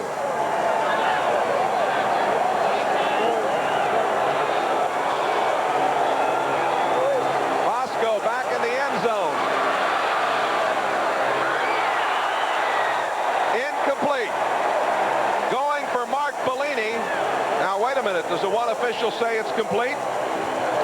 He's holding a spot on the sideline, I thought. He's holding us.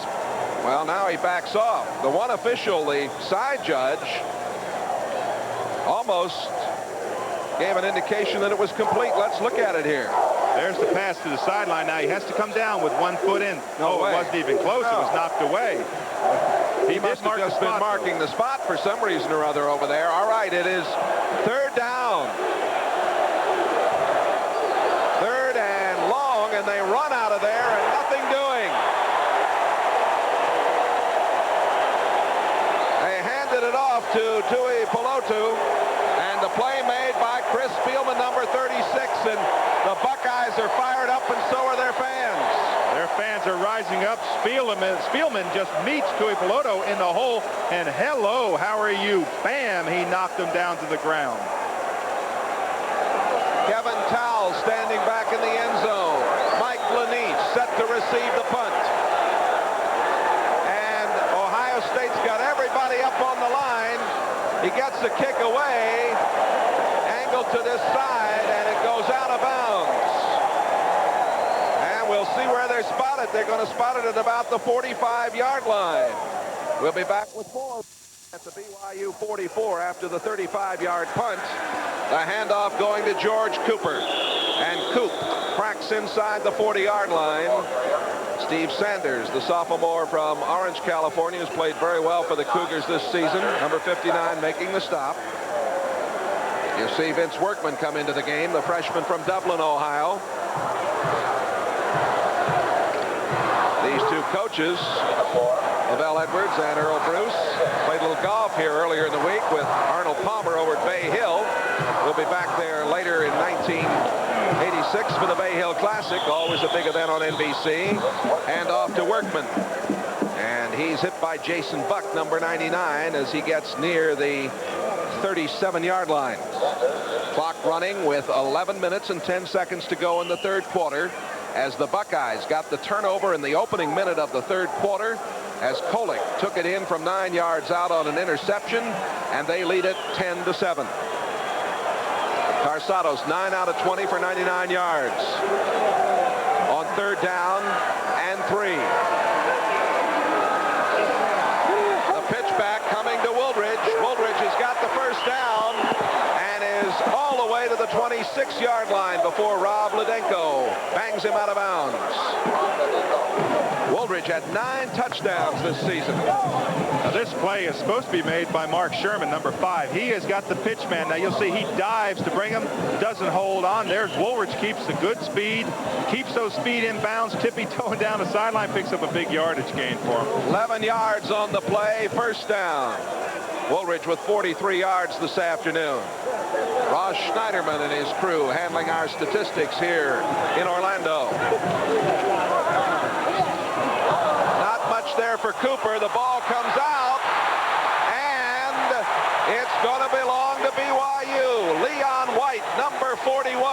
up with it. And when you guess right and you hit that running back in the hole, he doesn't have time to concentrate on the ball. Cooper just got jammed in the hole. Someone ripped the ball out. It came free. And Leon White comes up with a big fumble recovery. This is the first turnover of the afternoon for Ohio State. And BYU will have it when we come back to Orlando. Ohio State leading 10-7. Tom Hammonds on the sidelines. Dave Rowe and Jay Randolph with you. The 40th Citrus Bowl. Big happy birthday event for the city of Orlando and the folks in Central Florida as BYU and Ohio State go at it. Bosco gets it batted down, and it is on the ground, an incomplete pass. It was almost picked off. They put real good pressure, has this Ohio State club, on Robbie Bosco here this afternoon. That is the exact key. They are getting up in Robbie Bosco's face. When those linemen, we all talked about the size of the linemen here. When they put those arms up, it's like throwing through the woods. There's a lot of trees sticking up in your face.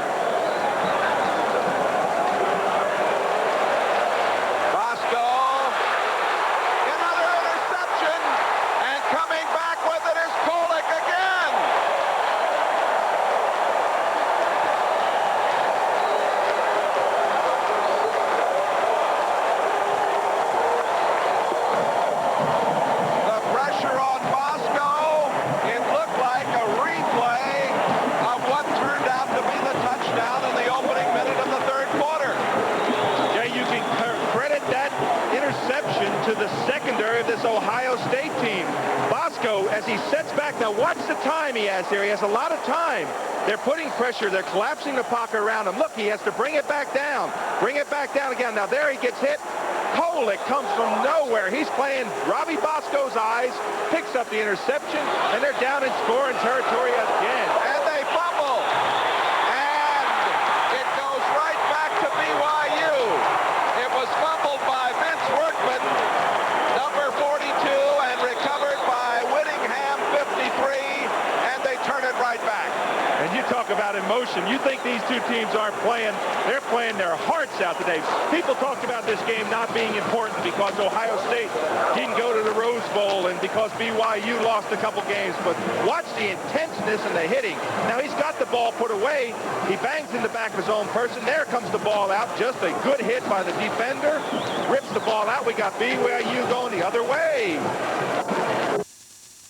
Coming off, shaken up on the last play. He coughed up the football. He certainly did. As he runs into the back of his offensive guard, he loses sight of himself, and really right there, Ledenko puts a hand in, knocks the ball out. BYU's going the other direction. BYU has had a lot of things go their way, both positive and negative, Jay. It's been a roller coaster ride here. Tui Polotu out to about the 19-yard line. Chris Spielman, 36 on the tackle. Tui Polotu, one of the young men from Tonga, lives in San Mateo, California now. Pickup of about 3 on the play. 2nd down and 7. We have 9:15 remaining in the third quarter.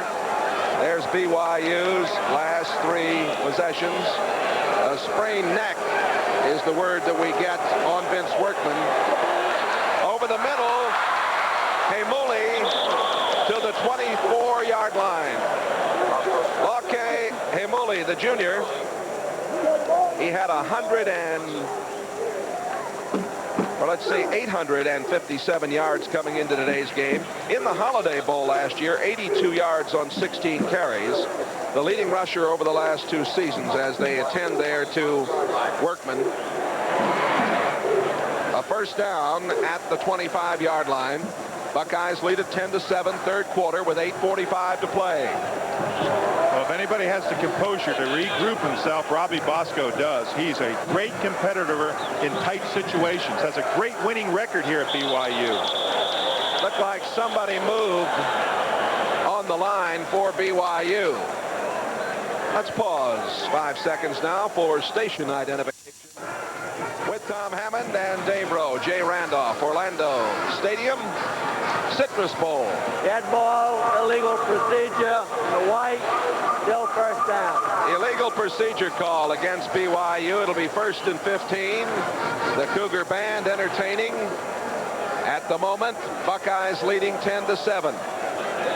It has been a wild and woolly third quarter up to now. Bosco standing in trouble, gets out of there, throws, incomplete. Sikahema was in the zone. Some of the Ohio State folks looking for another grounding call. They're not going to get it. Bosco did a real good job of scrambling out of there. And they really could have had a grounding call, because I thought he grounded it also.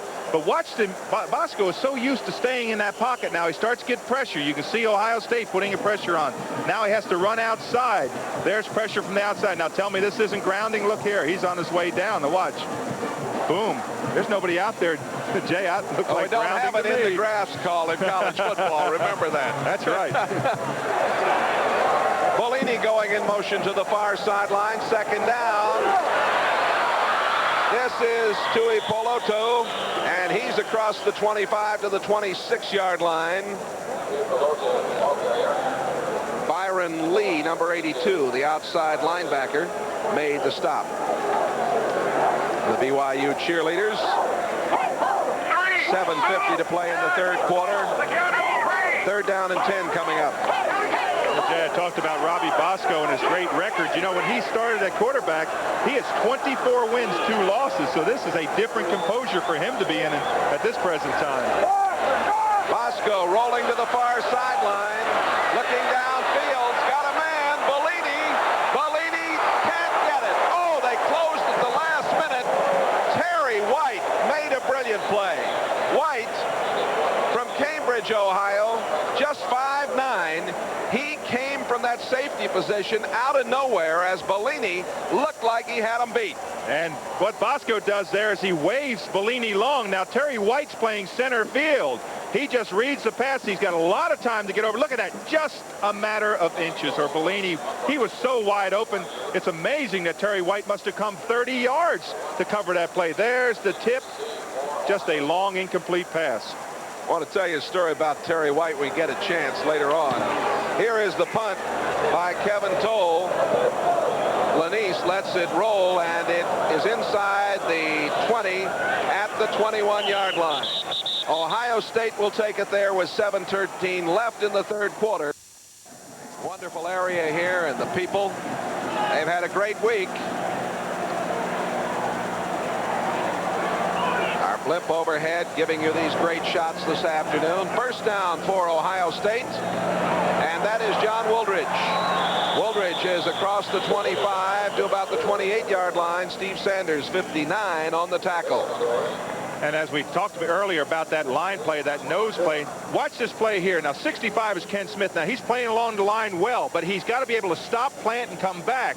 What happens? Maggs takes him past the play, allows the running back to cut up for big yardage. Maggs has got to, he really won that one over Ken Smith, number 65. Maggs, the junior, doing a heck of a job playing with a bad back, all Big Ten. That's Wooldridge again as Ohio State tries to control the football. He bangs for the first down near the 33-yard line. Number 77, Sean Knight, a junior from Sparks, Nevada, making the stop. Second half possessions for Ohio State. 2 big fumbles. Boy, that really did hurt BYU in the second half. They have not been able to sustain a drive all day long. And it's a compliment to the Ohio State defense. They have really reacted well to the ball.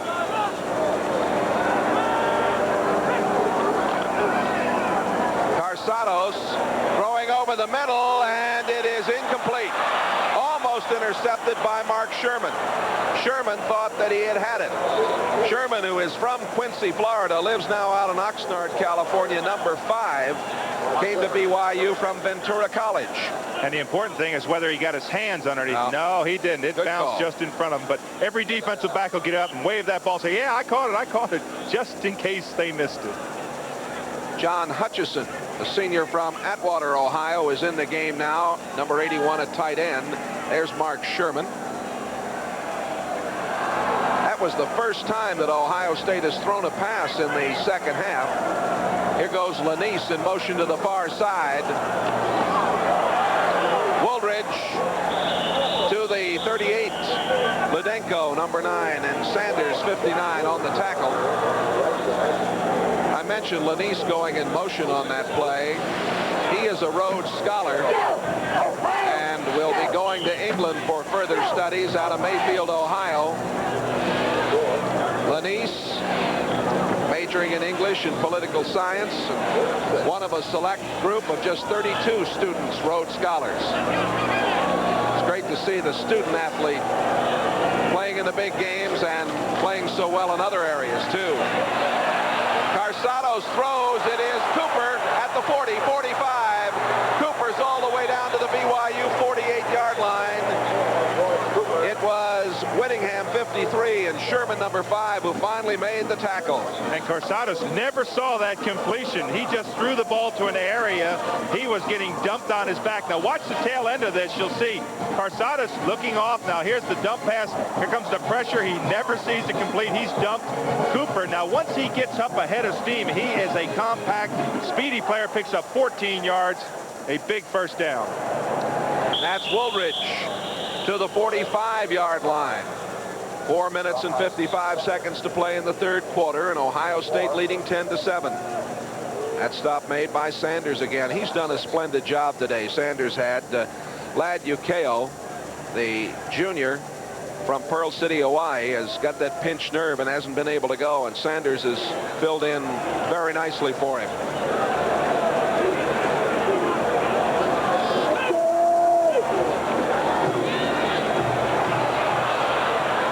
Complete to Lanise as Carsados really took a shot.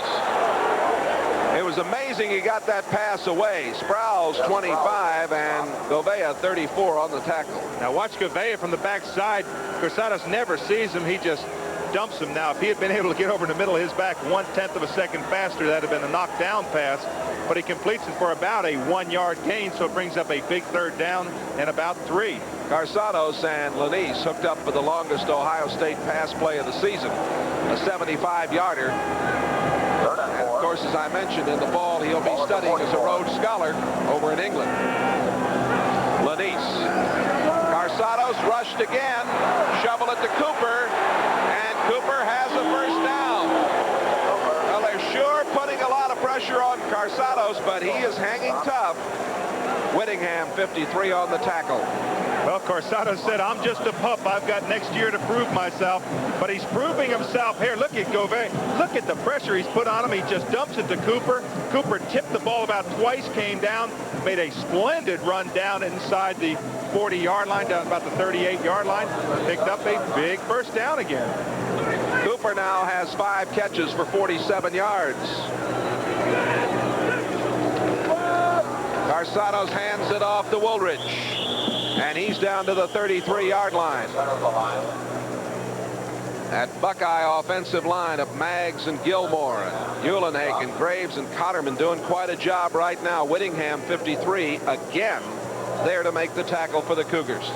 And at this situation, it's really interesting, the different philosophies. Ohio State, a great running team, of course, without Keith Byers today. BYU, an explosive offense. But right now, it's Ohio State grinding the ball out, keeping it on the ground, passing when they have to, but picking up those big, important first downs to keep a drive alive. Lanise goes to the far sideline. Second man through is Woolridge. Woolridge, another first down at the 25, and they're banging them out now. Ludenko, number 9, on the stop. That was the 11th, or check it, the 10th play of this drive. And it's really the first sustained drive by either offense. Both offenses have sputtered, and it's a compliment to both defenses.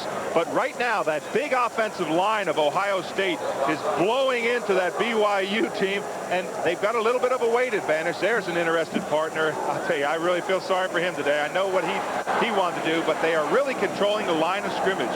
Keith Byers out of the game, injured early on, that foot of his. Woolridge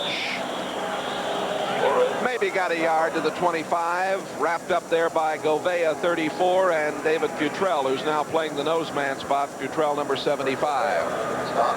And Gouveia, at 6'1", 228 pounds, is really a model linebacker. He has got great range, great speed. He accelerates along the line of scrimmage, has great lateral pursuit, and he's the top-rated defensive player that they have on this BYU team. The Cougars have had a quiet confidence about their defense this season, but right now Ohio State's really testing it. Carsados, the out pass complete at the 20-yard line to Lanise. Lanise, 41 catches last year, 5 touchdowns this season on 27 catches coming into today's game. The Rhodes Scholar, brilliant young man, very dapper dresser too. I was really amazed as we talked to the players how articulate these players are. I mean, it's a real compliment to both these universities. These are very, very well representative of their particular schools. Been a splendid week for us, Dave, to get a chance to meet these fine young people. Complete down to the 13-yard line, Ed Taggart. Taggart, the junior from Akron. He had 30 catches this year and 3 touchdowns. The big tight end, number 80. Stop was made by Leon White, 41. And there's some Taggart fans. Love our man Taggart. Love NBC and our man Taggart. Timeout, Brigham Young University, with 50 seconds remaining to be played in the third quarter. The only score of this period, Kolick picking off a Bosco pass and romping in for 9 yards out for the touchdown. The Cougars, an 11-2 record coming into this game. They lost a toughie to UCLA 27-24, and then were upset by UTEP 23-16 when they were held to 146 yards passing. Remember New Year's Day, the best of the bowls on NBC, the Fiesta. I just want to watch all those games. I think every team that's ranked of any significance is in that series, those 3 bowls. 13 plays in this drive, 66 yards. It's taken better than 6 minutes and 20 seconds. Woolridge inside the 10, down to the 8-yard line. Kerry Whittingham, who's had an outstanding game for the Cougars, number 53, and David Futrell, number 75, make the stop. And I'd like to tell you a story about Kerry Whittingham, I should say, number 53. I can think back. I played with his dad. Now, that's when you think you're getting old. Woolridge has had himself a day, hasn't he? Yes, he has. Look at that. BYU, 70 yards. Woolridge has 80. He has 80 by himself.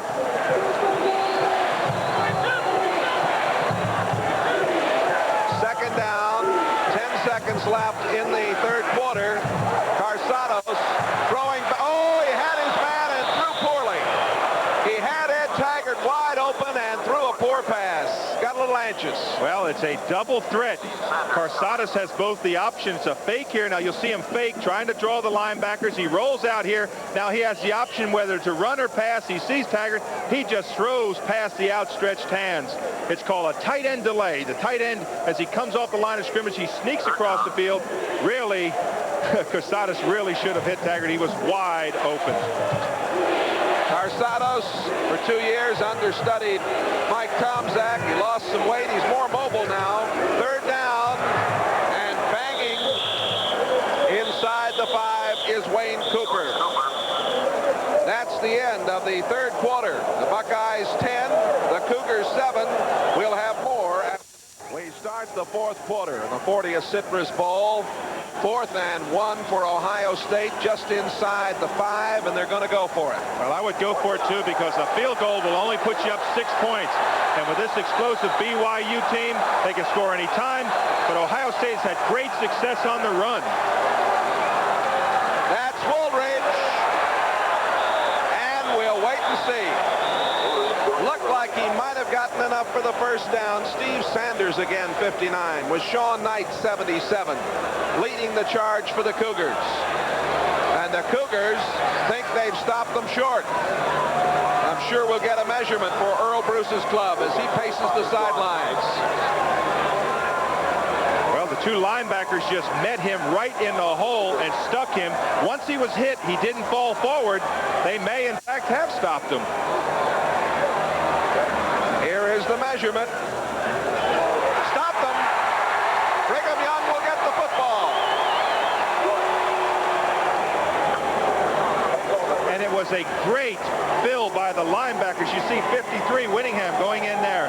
There's the stop right on the line of scrimmage. You see 59 in there fighting, not allowing him to fall forward. If he falls forward 6 inches, he's got the first down. They stop him. This could be a big emotional turn for BYU. Marvelous coverage there by Richard Klein and our crew, bringing you the sights and sounds of the Citrus Bowl. They went 17 plays, 75 yards. It took 7 minutes and 19 seconds, but they came up empty. And BYU down by 3, ready to move. Bosco in the end zone, all kinds of time. Bosco completing it out to Molini. Molini, the tight end, at the 18-yard line and back downfield. One of the Cougars shaken up. Getting up slowly, John Borgia, big, strong sophomore from Glenwood, Illinois. Now watch the time that Bosco has back here. He fakes into line, his play action. Now he even has time to wave him. Okay, you go over there. All of a sudden he sees Molini coming out of here. Now that's not really a good pass because he lofted it. Had he been able to drill it in there, Molini with his sprinter speed may have picked up another 10 or 15 yards. But that's what they have to do, that short passing game to set up the long passing game. They did get out of the hole, first down. This one is winged out and dropped. Molini couldn't hold on out at the 28-yard line. As you're looking, Robbie Bosco, who has a 66.1% completion average coming into today's game on the season, the Holiday Bowl MVP from a year ago, 3rd in the Heisman Trophy voting.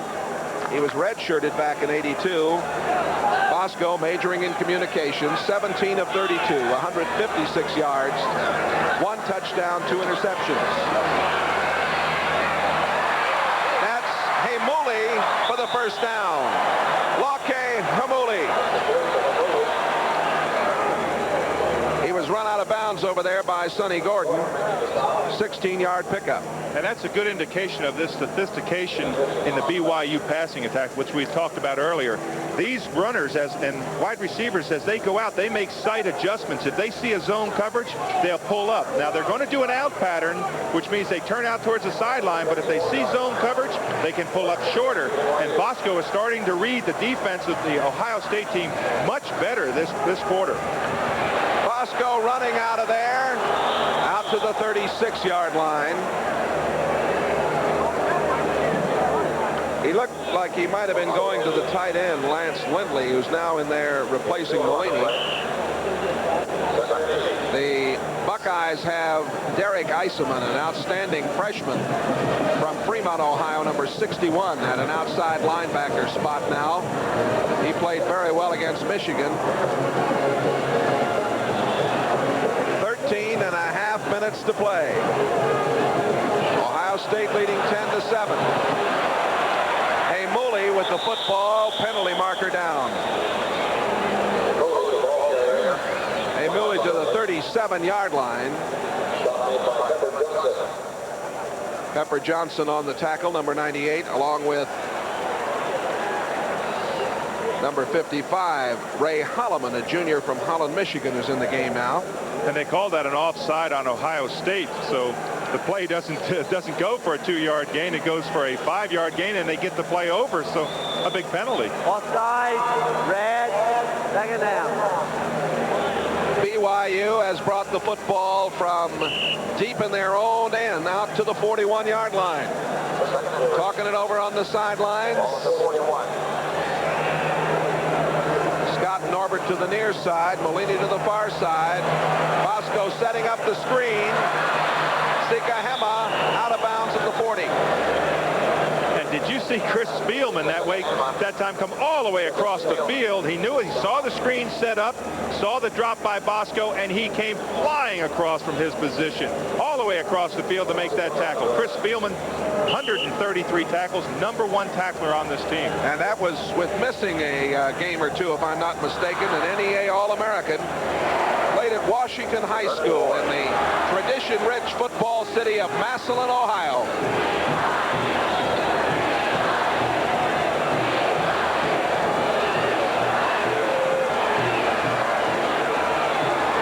Bosco scrambles and hits Bellini. Bellini has a first down at the 41-yard line. Mark Bellini, a walk-on as a freshman. Bellini out of San Leandro, California. I talked with him yesterday at practice. He said, you know, I didn't even get offered a scholarship. He just walked on, decided he wanted to play football. And wow, you just don't do that very often, to come up and play major college football as a walk-on. First down for the Cougars. Ohio State leading, but BYU marching. Dewey Pelotu to the 36-yard line. William White, number 37, on the tackle. When you have a 6.5-yard average per carry, I'd go to that young fellow a lot more. He's run the ball 90 times this year, I think. No, 58 times, I should say. But he's got a great average. Excuse me, it is 90 times for 6.5-yard average. See Gary Webster loosening up on the sidelines. He does the field goal kicking. Sikahema's back in there to replace Dewey Pelotu. Bosco goes down at the 46-yard line. Pepper Johnson leading the way for the Buckeyes of Earl Bruce. And there's the difference in coverage. That time they decided they were going to blitz. They have confused them all day. You'll see Pepper Johnson, number 98, come into your screen right in the center. Bosco has no place to step up. Down he goes, a big 5 or 6 yard loss. That really hurts BYU in this situation. Had Bosco had a little bit more time, he might have been able to pick up Bellini coming across the field. He was wide open. Third down and 13 at the 41. Bellini makes the catch. Mark Bellini went high into the air and made the catch in front of Sonny Gordon. It's a first down. Penalty marker down, back upfield. They might bring it back. Holding against the Cougars, and it nullifies a big play.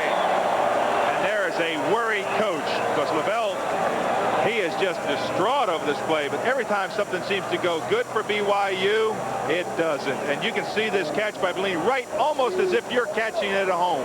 It's just thrown right to you. Third down. It'll bring up third down and 24. Ohio State held Chuck Long to 169 yards passing, 4 interceptions earlier this year. Bosco today is 20 of 35, 190 yards, a touchdown, and 2 interceptions. See Chuck Long and his Iowa bunch on New Year's Day in the Rose Bowl right here on NBC.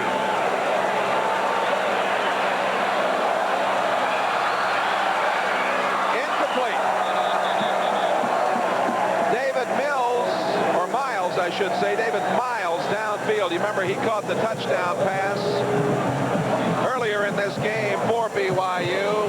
Rogan had the coverage down there with Gordon, and BYU will have to punt. And that is just a frustration pass. That's what that was. I'm just going to force it in there. Great coverage by Ohio State. They had 3 men back that time. Not a chance that that ball would be completed. And Bosco is getting more and more frustrated as the game goes on. Towles punt to the far sideline. Inside the 15, now inside the 10, down to the 9-yard line, and Ohio State will start from there. 10:27 remaining in the game. Ohio State leads. 1-yard punt a moment ago. Ohio State starting from its own 8-yard line. Carsados at quarterback with Cooper and Woolridge. Carsados on first down, throwing, and catch is made on the far sideline by Chris Carter. Oh, what a high maneuver to make contact with the ball and hold on. When you see this catch, a one-handed, looks like he's got a first base glove on. He just brings it down. Look at the toes in bounds. They talk about Chris Carter's speed. That was an unbelievable catch. What hands? One hand, tiptoes on the sideline. They say he's got great speed, but he really showed what his hands were on that play. 16-yard pickup. Of course, he set a single-season Ohio State record here today for catches. Second man through is Wooldridge. He gets a couple. One more look at that catch. It deserves it, doesn't it? Now watch this one hand. It's his left hand. Now, I don't know if he really came with his feet down in bounds. There's the left hand. He's got the ball. Yeah, I think he's in bounds. He has a 36-inch vertical jump. Well, he jumped 36 inches that time. For those of you, of course, looking forward to NFL 85 with Bob Costas. That'll be coming up as soon as this action is concluded. Here's Carsados, far side complete. Carter again. Carsados and Carter putting on a little passing show right now. Well, they say that Chris Carter, number 2, is so fast that he can turn off the lights and get in bed before it gets dark. And they're respecting his speed, a 15-yard gain, and he's connected back-to-back with Chris Carter. And Ohio State out of a hole. They're out to their own 41-yard line. 9 minutes and 41 seconds remaining. The Buckeyes lead the Cougars 10-7 in the 40th Citrus Bowl. Wooldridge, penalty marker goes down. Wooldridge was hit by Gary Whittingham, the senior from Provo, Utah. He had a broken hand earlier in the year. Boy, he's played well this afternoon. Holding call is indicated. Holding against Ohio State. I know that Fred and Nancy Whittingham are watching this game, so I know they're kind of excited. There's a person who's not very excited. But to talk about Gary Whittingham, and his father was probably one of the most intense linebackers, was a coach here at BYU, now coaches for the Los Angeles Rams. Well, and looking at Byers, again, for those of you who may have joined us late, he injured that foot of his, the one that's bothered him all season long. And as Tom Hammond told us, he will now have an operation to put a pin in that situation, to put the pin in the foot. And hopefully he'll be able to return to greatness, because he certainly has tremendous talent and is a wonderful, wonderful young man.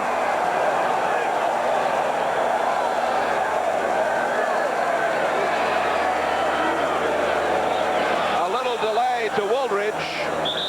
Wooldridge gets to the 34-yard line before Steve Sanders, 59, and Jason Buck, 99, make the play. Buttrell is in there at the nose, 75, and we've got Yulima Fudusimanu, another tough one for us, who's now at the weak side linebacker. He's a Samoan, though. He's not from Tonga. That's one of those Tonga twisters, though. It is a Tonga twister. Second down, 17. Carsados got a man, Lanise, and Lanise doesn't have enough for the first down, but he got to the 45-yard line.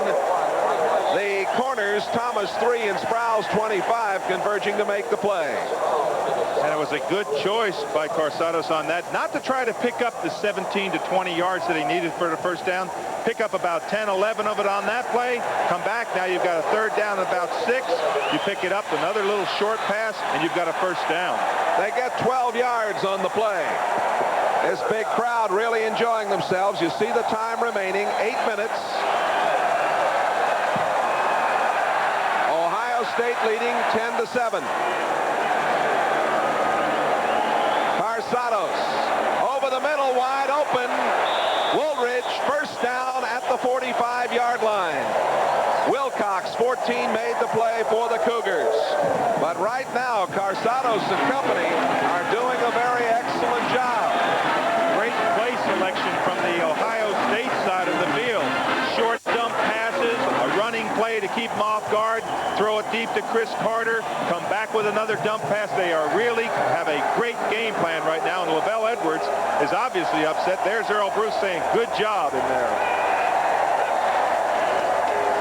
Banging his way up the middle is Cooper.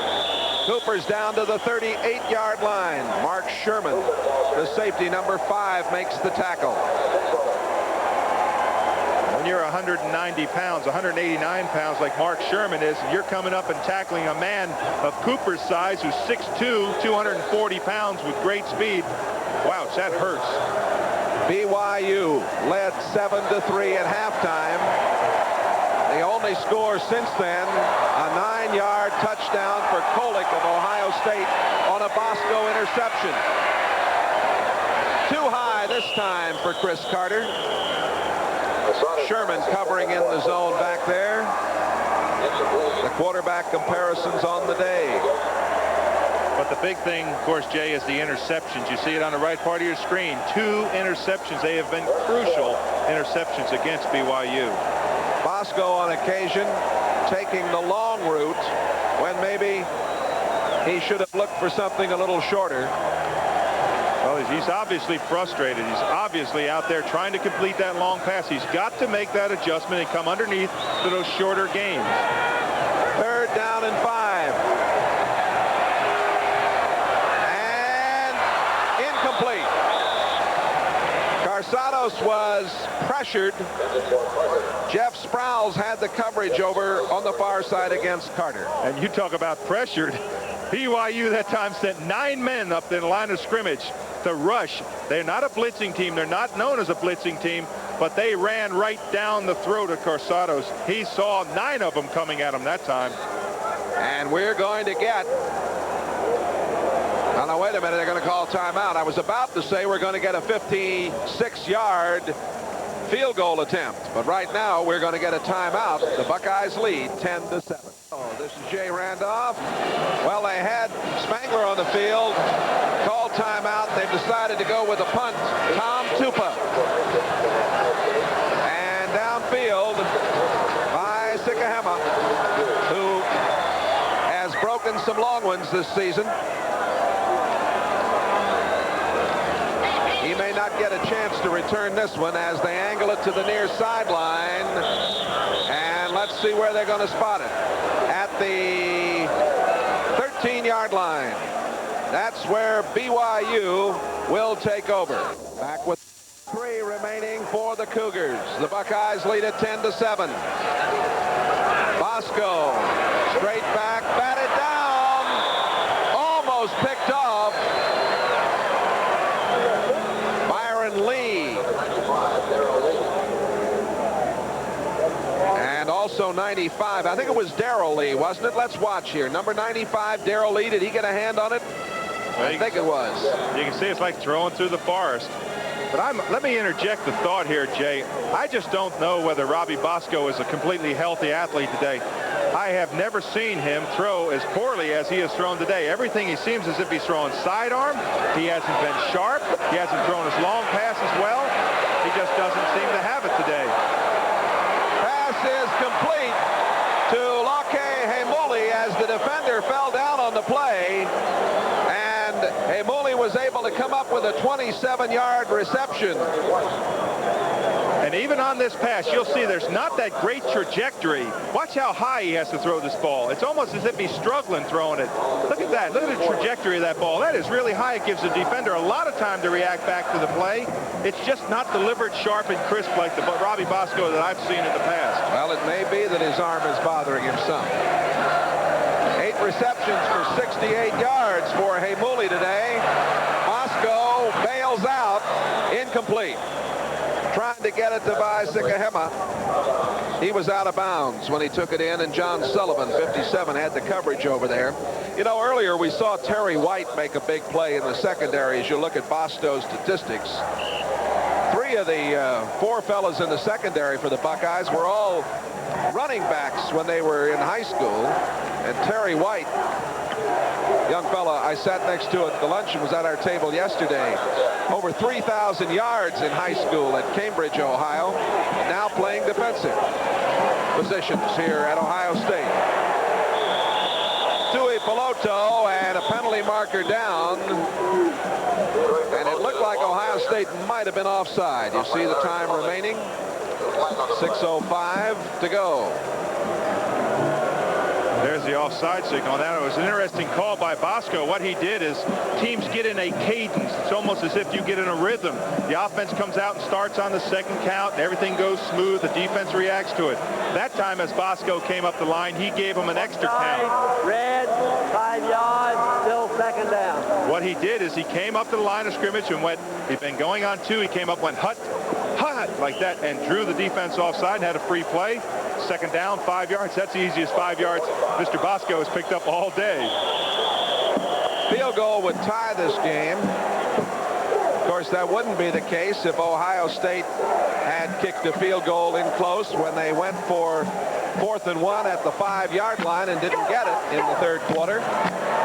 You can always look back and second guess, but it's bowl time. You let it all hang out, don't you? You brings up a great Dave Roweism. If ifs and buts were cherries and nuts, then every day'd be Christmas. I thought it was the whole world would be squirrels. Oh, okay. Now, I want to tell you, back in beautiful Asheboro, North Carolina, everybody knows that statement. At the moment, timeout has been called, and the officials are speaking to both benches. I don't know what the problem is. Well, I think they just wanted to take a break. This seems as if the officials had something to tell. They ran over and, of course, told Earl Bruce. Now they're going over to the other side, and LaBelle's saying, hey, tell me what you told him over there.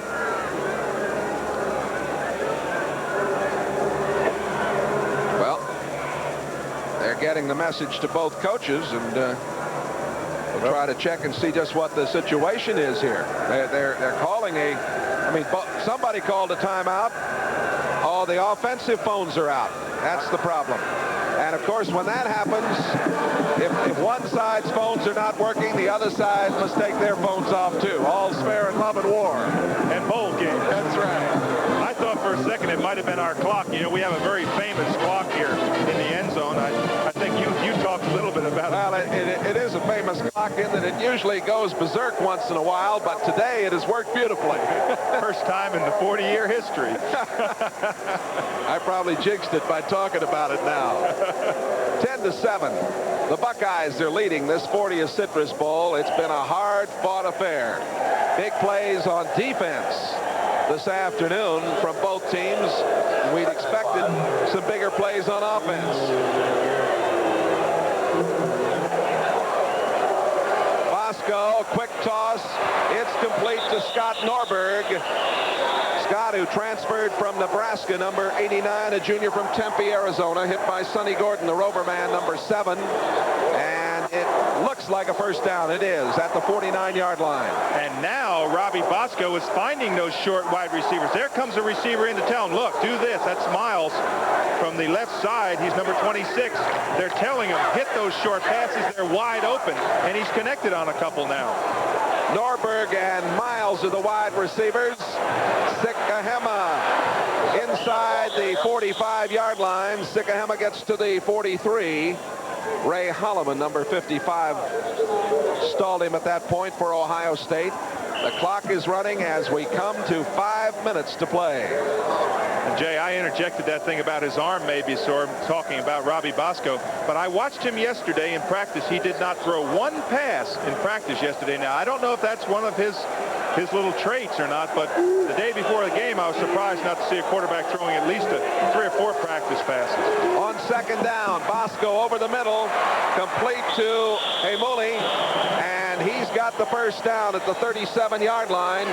Chris Spielman, the linebacker, 36, makes the play, and they'll move the chains with 4:41 left to go in this game. And we should remind everybody, no overtimes in college action, even at the bowl game level. That's right. We go home if they kick a field goal. We go home 10-10. But neither team wants to play for a tie. They want to play to win. Last year, a 10-10 tie here. That was Tui Peloto again. And he is down to the 37-yard line. Larry Kolick, 33 on the tackle. He's been the big hero in the second half. Kolick, 33 with help from Spielman, 36. And you see the time remaining as we near 4 minutes.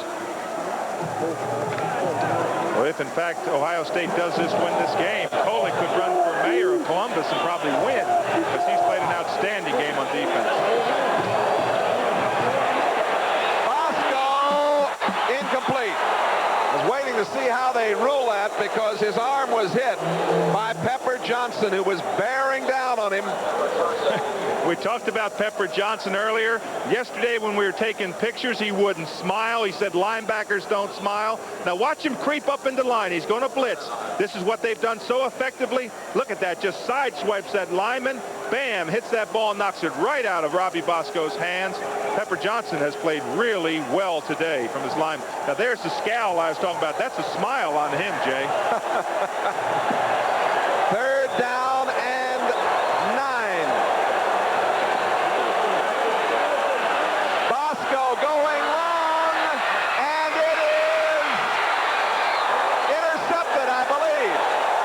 It is intercepted. Ohio State football, number 37, William White took it away, just barely in bounds.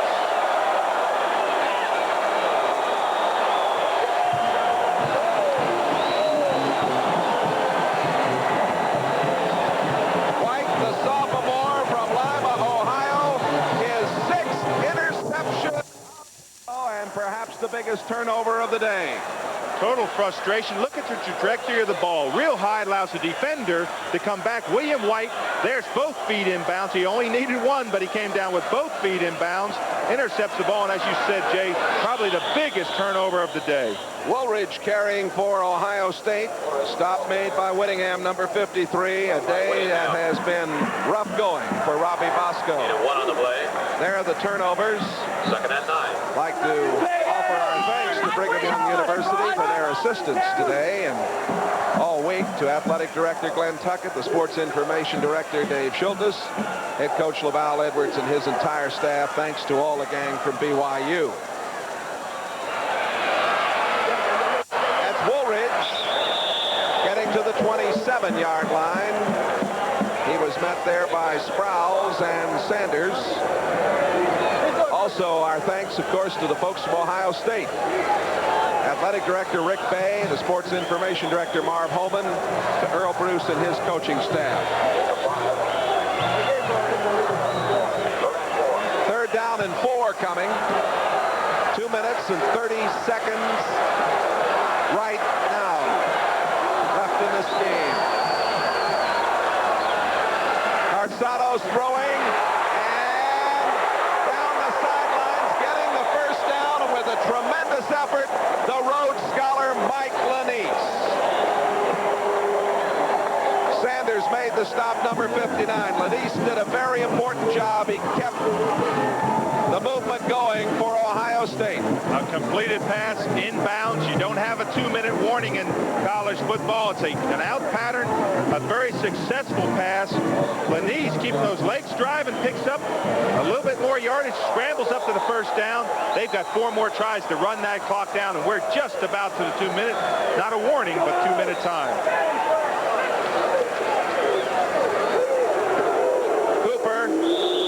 Gets a couple, protecting that football. Jason Buck, 99, Sanders, 59.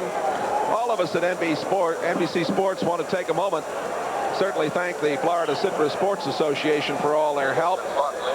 Thanks to the executive director, Chuck Rowe, to Dylan Thomas, to Carol Monroe, John Full, and the rest of the staff for all of their help this week.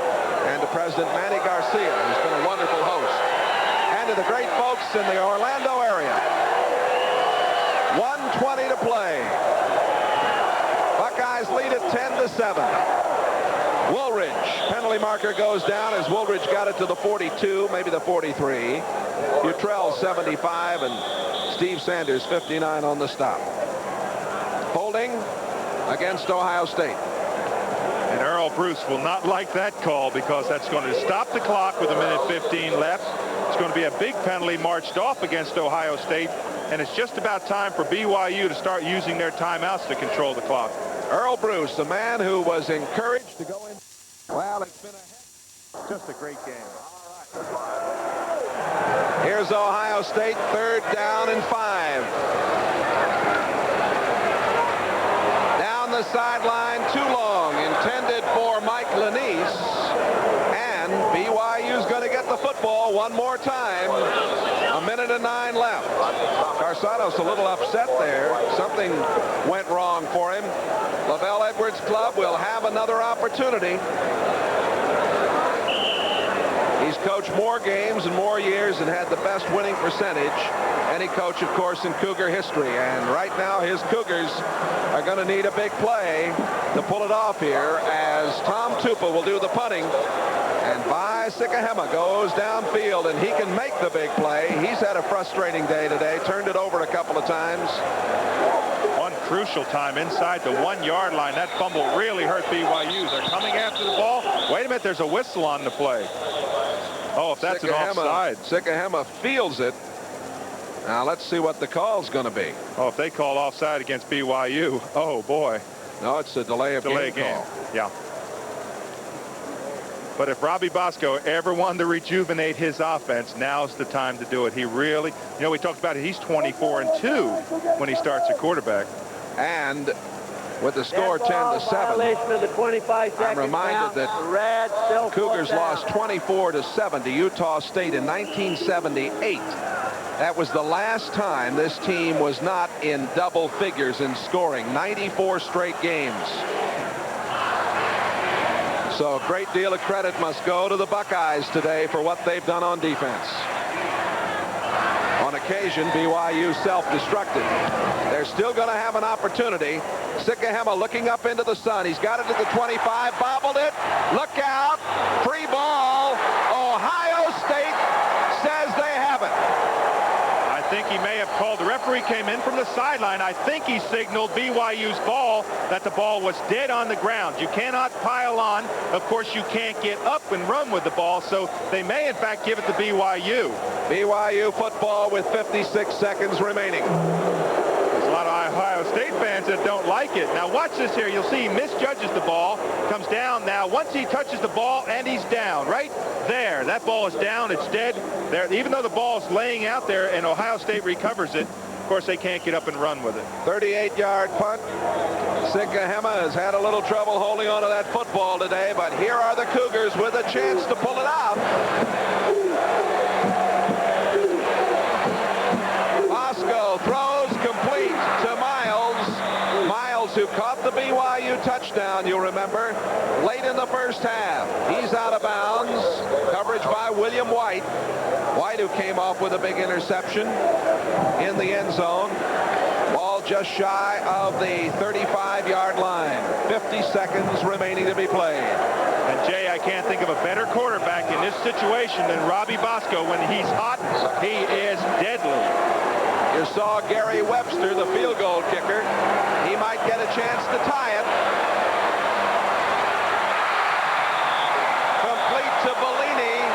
Bellini out of bounds at the 47-yard line. Coverage over there again by William White.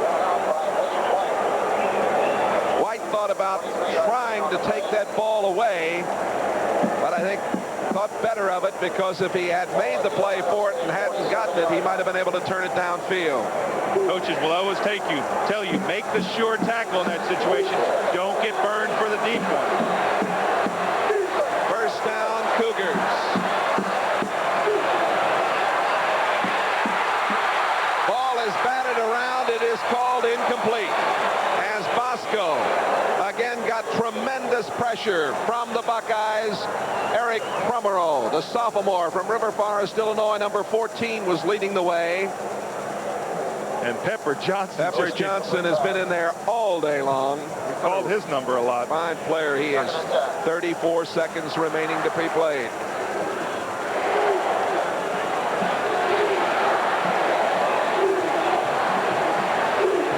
We'll be going to the Jet New England game as soon as this one is over. This one is thrown too wide for Bellini to come up with. 28 seconds. seconds left. And Jay, when I was down in the field before the game, I talked to Ormsby, who is a kickoff specialist for this team, for BYU. And he told me he kicked a 70-yard field goal. Now, we've got a young quarterback that's right behind us here. And maybe for BYU, maybe he could clarify that. But Ormsby does have the leg to kick. I saw him kick. He has a magnificent strength in that leg. Young man from New Zealand. Bosco hit. Incomplete. And it was Eric Pomeroy one more time. Boy. Well, this is the time if you want a 70-yard field goal. Bosco does not see the Pomeroy coming from the backside, number 14. He's fortunate just to get this ball off, but you can see the pressure he's on, got hit in the back of the head, and we may see that lengthy field goal. Now it's going to be 4th down, and they're set up with Bosco. 4th and 10. Bosco rolling to the right side. Has time. Going to run for it. And he's got it. 17 seconds left. 13-yard pickup.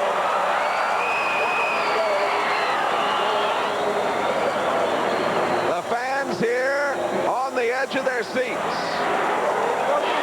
You saw the group from BYU. If they kicked it from here, it'd be a 51-yard attempt. 17 seconds remaining. 1 timeout left. Bosco throws it out there. That is Hamuli, who is out of bounds near the 30-yard line. It would be about a 47-yarder from there. 10 seconds remaining. 1 timeout left for the Cougars. It's hard to believe that a game can come down to 10 seconds and a field goal kicker, but that's what it looks like right now. Now, there's Ormsby. That's the man we told you that can kick a 70-yard field goal, but they just didn't think he could kick it. But they have Gary Webster, who is their more accurate field goal kicker from shorter distances. Well, Ormsby or Webster may get the call.